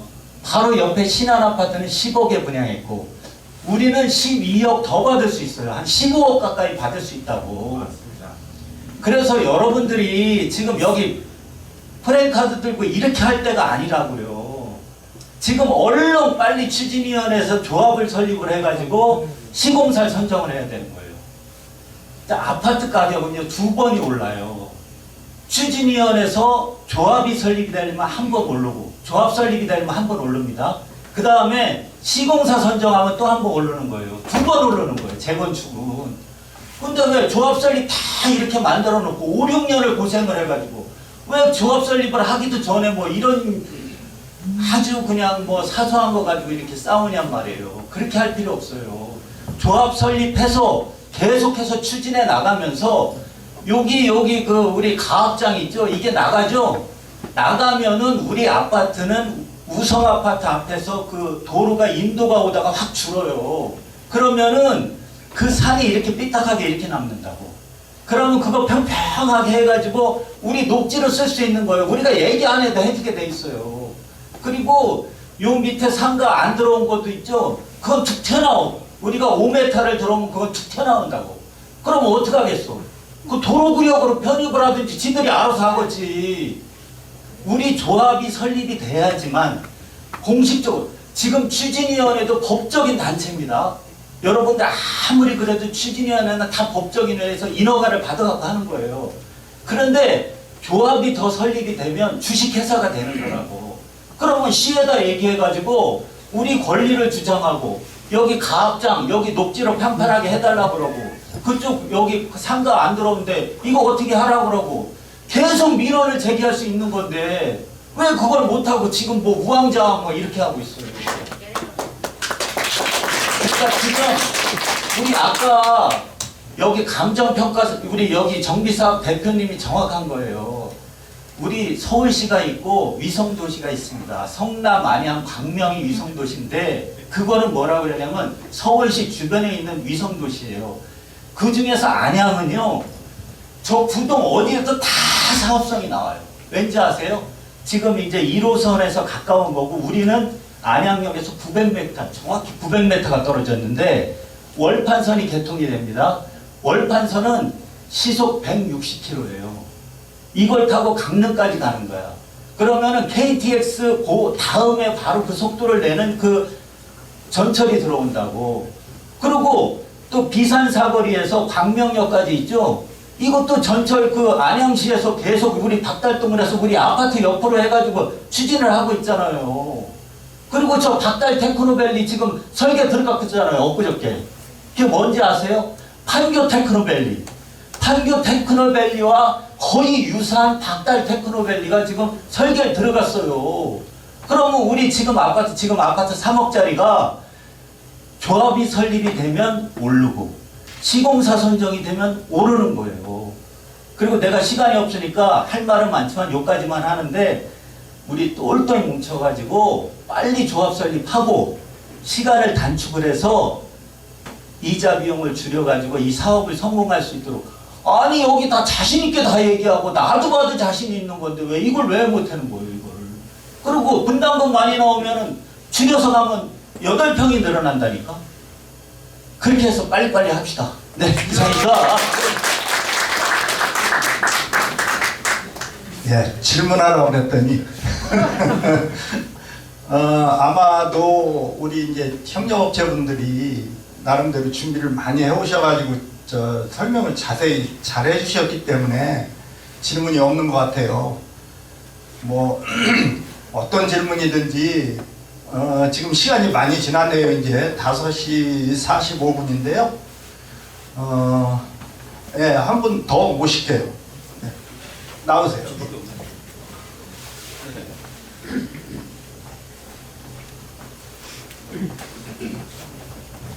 아, 6동 701호 와이프 명의로 있는 남편이고요. 예, 아니 뭐, 예, 뭐 싸움은 없이 좀 빨리빨리 갔으면 좋겠는데 뭐 어쨌든 이제 얘기가 있으니까 그런 거고 저희 솔직히 궁금해서 나온 게 몇 개 있는데 이거 내용은 뭐 카페에서 볼 수가 있는 건가요? 그 방금 PPT 자료들은? 아니요, 아직은 아닙니다. 예. 그러면 조금 몇 가지 좀 자세하게 좀 여쭤볼게요. 아까 그 46이랑 50은 이제 뭐부터 59, 74, 84 이렇게인데 5가지 정도로 하는 건데 그러면은 세대수가 84 같은 경우는 이 세대수 그런 것들을 자료나 뭐 이렇게 볼 수가 정보 공유를 해줄 수 있는 건가요? 그냥 잠깐 여쭤봐도 괜찮을까요? 그거는 질문을 예. 한꺼번에 몇 개 하시면 이제 예, 그런 거랑요. 그리고 그 조합 설립가 아까 이게 하반기라고 하시는데 왜 지금 약간 좀 약간 진행이 저도 좀 재건축을 어차피 하고 싶어서 저도 이제 여기 설명을 듣고 뭐 물론 이제 반대하시는 분들이 있고 이제 신뢰를 못하시는 분들 신뢰는 이제 당연히 이제 추진위원이든 어쨌든 이제 위원들이 그런 좀 풀어가셔야 지금 제가 보기에 여기 가장 큰 문제는 이해시키는 부분인 것 같아요. 지금 뭐 이런 거 여기까지 물어보려다가 야 이거 묻지도 않고 가야 되겠다. 그냥 이 사람 가서 이제 그냥 진짜 뭐 하면은 가격이나 뛸 때 그냥 빠져나가야 되나 이런 생각도 아마 젊은 사람들은 약간 그런 생각도 많이 하실 것 같아요. 그래서 그거는 좀 많이 이해를 좀 시켜줬으면 좋겠고 근데 아까 얘기랑 다르게 그 조합 설립인가가 하반기로 잡혀있는데 그 전에 지금 설명을 좀 많이 준비하시고 이제 한 거에 따라서 이렇게 좀 길어지는 건지 조금 이 스케줄 아까 그 33년 하반기까지 이렇게 쭉 잡았을 때 예, 그런 것들이 조금 궁금하고 그리고 잠시만요. 그리고 아까 분양가 하실 때 아까 호연 거긴가요? 거기가 아까 25평형이 25평으로 일반 분양가가 7억 7천 정도라고 하셨던 것 같은데 그러면 지금 아까 저희도 지금 예상을 지금 7억 7천 정도로 잡고 있다고 저도 그냥 안 보여가지고 얼핏 이렇게 들은 거로 이렇게 좀 적은 거라서 근데 그럼 지금 분양가를 거기랑 지금 저희랑 비슷하게 한 건지 그러면 제가 그 중에서 뭐 몇 대 1이 나왔는지 정확하게는 못 듣는데 아까 그게 맞는 건지 그래서 사업성이 과연 있는 건지 그런 거에 대해서 그냥 간략하게 좀 여쭤보고 싶었고요. 잠시만요. 하나만 더 여쭤볼게요. 그리고 아까 아까 그 507세 465세대랑 507세대, 550세대까지 하고 578세대의 경우가 있었잖아요. 근데 578세대 같은 경우는 정비계획 변경이 필요하다고 하셨는데 그러면 550세대까지는 정비계획 변경이 필요가 없이 진행돼가지고 좀 빨리 진행이 될 수 있는 건지 그리고 이 550세대와 574세대로 이제 아까 그 기부채납이라든지 뭐 이제 그 300% 용적률을 올리기 위해서 임대 세대수가 생기는데 그러니까 기간이 더 루즈해지는 건지 그런 것도 좀 두 가지는 제가 말씀드릴게요. 두 가지는 기술적인 거고 두 가지는 분양과 조합 설립과 정비 쪽에 있는 거예요. 근데 또 두 가지 중에 하나는 도시계획 파트고 하나는 건축 파트입니다. 일단 건축 본부장님 잠깐 나오셔가지고 지금 우리가 얼터 4까지 있잖아요. 그 옛날에 최초안, 약간 변경안, 그 다음에 현실적인 법률적인 300%안, 그 다음에 가장 좀 어그레시브하고 공격적인 네 가지 있잖아요. 이제 거기에서 어떻게 평형 구성이 되느냐, 그 다음에 아주 어그레시브한까지 가거나 300% 가면은 정비 계획이 필요한 거냐, 그러면 좀 그때는 기간이 좀 필요한 정비계획, 그러니까 말하면 도시계획 변경이죠. 도시계획 변경이 어느 정도 필요하냐, 이 부분은 이렇게 설명드리거든요. 요거 먼저 본부장님께서 했습니다. 네, 안녕하세요. 예비례건축 황길성무입니다. 아까 말씀하셨던 세대 비율은요, 여기 보시면 이게 300%가 아닌데 이제 좀 84형이 좀 적고요, 5974형이 주력으로 되어 있습니다. 이 비율은 저희가 이제 감안해서 결정한 거긴 하지만 아까 계속 말씀드렸듯이 설문조사 통해서 주민분들이 우리는 그래도 84형이 좋아 라고 많이 선택하시면 그 부분을 좀 늘릴 겁니다. 저희가 어쨌든 개발할 수 있는 총량은 정해져 있고 이걸 어떻게 쪼갤 거냐에 대한 거는 이제 주민분들 의사이니까요. 저희는 그 의사를 받아서 설계할 예정입니다. 그리고 그 300% 가는 것에 대해서도 정비 계획 변경은 필요합니다. 그렇지만 이제 아까 마지막에 말씀드렸던 저희가 네, 저희가 최대한으로 해서 죄송합니다. 네, 여기 최대한 대지 면적 증가하잖아요. 그러니까 정비계획 변경도 이제 경중이 있겠죠. 우리가 있는 안에서 고시한 데에서 법적 상황 가는 것과 아예 기반시설 면적을 하는 거는 좀 차이가 있으니까 그거는 좀 감안해 주시면 되고요. 어쨌든 대지 면적이 증가해서 더 사업성이 좋아진다. 그렇게 갈 수 있다. 라고 이해해 주시면 될 것 같습니다. 기간이요? 기간은 최소 6개월 이상이 필요하고 보통 1년 정도 그렇게 예상하시는 거죠. 네. 예비라인 건축의 장경용 본부장입니다. 보충 설명을 드리면 지금 안양시에서 고시 난 거는 안양시의 의견에 따라서 고시가 난 거예요. 무조건 아마 정비계획 변경은 필요할 것으로 사료돼요. 그래야지 사업성도 개선이 되고요. 근데 이제 우리 통합심이라고 한번 들어보셨죠? 통합심이라고 하는 거는 교통영향평가, 건축심의, 그리고 환경 이런 것들 종합적으로 다 하는 거예요. 이때 플러스 될 수 있는 거가 정비계획도 포함이 될 수가 있어요. 같이 할 수가 있어요. 근데 이거는 경중에 따라서 시하고 협의해서 따로 갈지 포함해서 갈지, 포함해서 가면 기간이 좀 땡겨지겠죠. 보통 정비계획 변경하면 6개월에서 1년 걸립니다. 근데 그런 것들은 지금 조합 설립도 하고 시공사도 선정해야지 되고 막 하는 기간 동안에 이런 것들을 개선해서 주민분들하고 이제 여러 가지 소통을 해서 이런 것들을 결정해서 변경이 돼야 될 것 같습니다.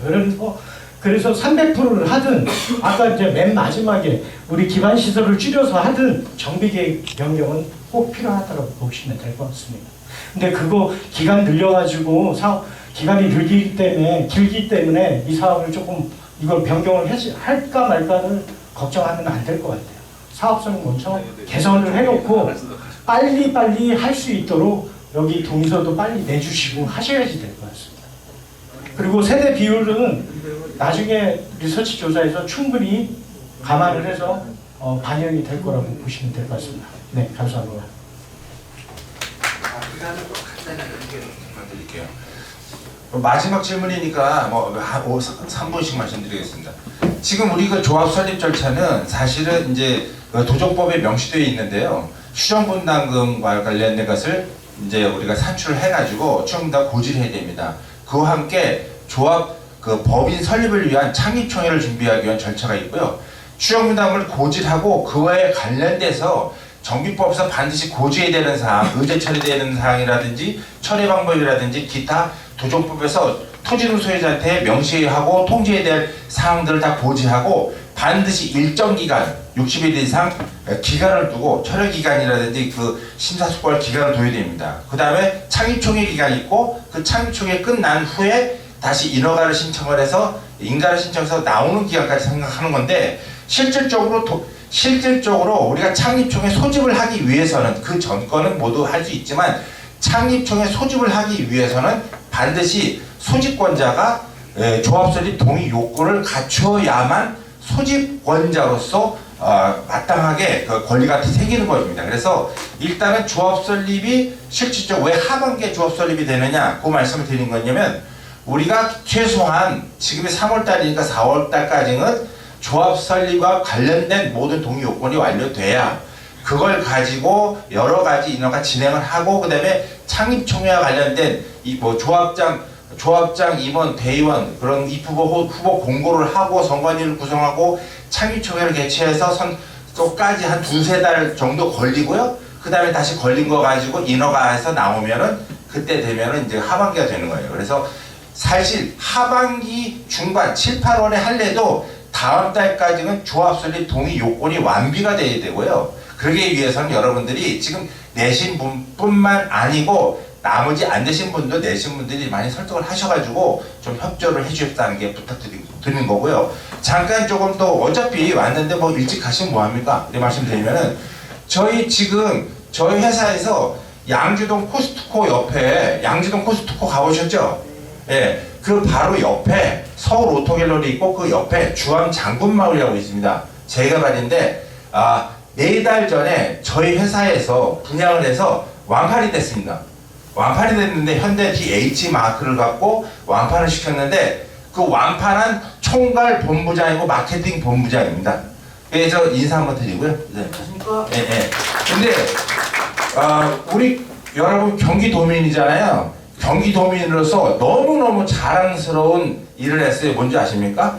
경기도에서 강남 송파구나 서초구보다 더 높은 분양가로 완판했습니다. 얼마에 완판했냐면 이 서초구 평균보다 더 높은 6,900만 원에 맞죠? 6,900만 원에 완판했는데 실질적으로 7,000만 원에 완판을 했어요. 그러니까 실질적으로 서울의 강남구하고 서초구 일부를 빼놓고는 경기도가 서울의 평균보다 훨씬 앞서가지고 분양을 해서 경기도의 높은 분양가를 이끌어냈습니다. 그래서 지금 앞으로 현재 최근의 분양가는 어느 정도, 물론 평가사님이 분양가를 잡았던 부분들은 제가 볼 때는 조금 보수적이고 안정적으로 잡았어요. 공격적으로. 내가 볼 때는 누가 봐더라도 요 정도는 되겠다 하는 정도로 안정적으로 보수적으로 잡으신 거고, 거기보다는 약간은 좀 호전적이고 좀 공격적으로 잡을 수가 있는 부분들인데, 거기에 대해서는 한 3분 정도만 간단하게. 조금만 좀 빨리 좀. 예.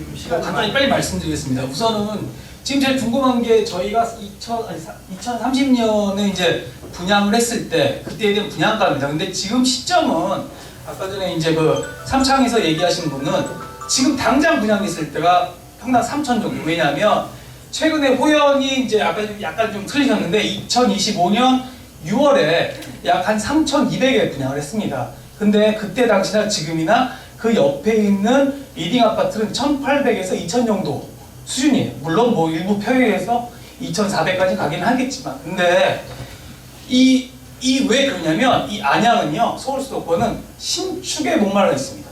그리고도 한 방에 끝났습니다. 또한 그 아까 전에 저쪽 뭐 저희 조합원님께서 말씀하신 그 안양역이 3,500에 분양했습니다. 일부 평형은 3,600에 분양했습니다. 근데도 지금 뭐 완판은 아니고요. 2월 23일인가가 아마 정당 계약이었는데 그 어제 알아본 바에 의하면 90%가 넘었다고 합니다. 이게 무슨 말이냐면 여기는 수요가 항상 그러니까 완전히 너무 막 수요가 좋은 동네예요. 그래서 저희가 지금 현재 분양은 큰 의미가 없는 게 뭐냐면 얼마에 분양할지가 중요한 거 아닙니까? 근데 지금 뭔가 시그널이 오고 있습니다. 뭐가 있냐면 이 근처에 그 재개발 재건축이 많아지고, 또 하나가 아까 말씀하신 그 스마트 밸리가 착공 예정입니다. 근데 그 분양가의 상승은요, 그 개발 계획하고 인근에 대한 분양 사례입니다. 이거 두 개를 봤을 때는 분양가는 제가 볼 때는 2030년을 볼 때는 약 한 4천 정도는 뭐 무난히 가지 않을까 생각이 듭니다. 이상입니다. 예. 시간이 많이 지났으니까 간략하게. 네, 짧게 말씀드리겠습니다. 변명을 드리겠습니다. 제가 너무 싸게 잡았다고. 그러니까 일단 사업 초기에는 일단 보수적으로 이렇게 하면 받겠습니다. 근데 불확실성이 많잖아요. 조금 싸게 잡는 건 맞는데 변명을 드리자면 낮게 잡은 건 맞고요. 그러니까 아까 3천만 원 안 되겠습니까? 그러니까 일반 분양가 25평 7억 7천, 이제 34평 10억, 예, 낮게 잡은 건 맞고요. 요거 그렇게 했을 때, 그러니까 수입이 별로 안 됐을 때 분담금이 얼마가 된다. 그러니까 분담금이 요 정도는 이제 좀 안심하고 보셔도 되지 않겠냐. 그런 차원에서 말씀드린 거고, 짧게 말씀드리면은 여러분, 그러니까 아까 이제 조원님께서 이제 타이밍이라고 말씀하셨는데, 지금 안양에서 저희 아파트 값이 제일 비싼 데가 어디입니까? 저기 평촌, 인도원 있고 평촌이 있는데, 평촌에서 향후 10년 안에 신규 아파트 공급이 없어요. 잘 아시죠? 네. 노후도시 특별법이 발목을 잡아가지고 뭐 짧게 10년이라고 말씀드리는 거고, 향후 20년 안에 신규 아파트가 지어질지 모르겠어요. 평촌 안에. 다시 말해서 평촌 밖의 단지에 지금 기회가 주어지신 거예요. 네. 평촌이 공급을 못 하거든요. 어렵습니다. 평촌이. 네. 평촌이 제일 좋은, 인도원이 제일 좋고 평촌이 제일 좋은데 신규 아파트가 없으면 그 외 지역이 지금 수혜를 보시게 돼 있어요. 네, 그래서 3천이라고 말씀드렸는데 죄송하고요. 그렇다고 하면은 안정된 거는 얘기하세요. 기회가 있을 수 있다. 타이밍이 정말 중요하다. 이 말씀만 더 드리겠습니다. 감사합니다. 예, 아까 저기 여러 가지 질문하신 분 답변이 되셨는지 모르겠습니다만, 그 호연 센트럴 파크는요, 그 한국 부동산원에 들어가서 보시면은 지금 말씀하신 대로 그 가격에 분양한 것이 지금 데이터가 아직 남아 있습니다. 뭐 호갱노노나 이런 데 들어가서 보셔도 다 공개되어 있으니까요. 그렇게 확인하시면 될 것 같고요. 대체로 답변은 된 것 같아요. 오늘 시간 많이 지났습니다. 좀 이야기를 더 하고는 싶지만 시간도 많이 걸렸고 이따 7시 1시간 후에는 또 한 번 해야 돼요. 그래서 오늘은 이렇게 마무리하겠습니다. 오늘 주민설명회를 통해 토지 등 소유자 여러분들의 궁금증이 많이 해소되셨기를 바랍니다. 그럼에도 불구하고 알고 싶으신 사항이 더 있으시다면 언제든지 추진위 사무소를 방문해 주시기 바랍니다. 개별적으로든 단체로든 전화를 주시고 오면 감사하겠습니다. 이상으로 진흥모차 아파트 재건축 정비사업조합 설립추진위원회 주민설명회를 모두 마치겠습니다. 오랜 시간 고생하셨습니다. 감사합니다.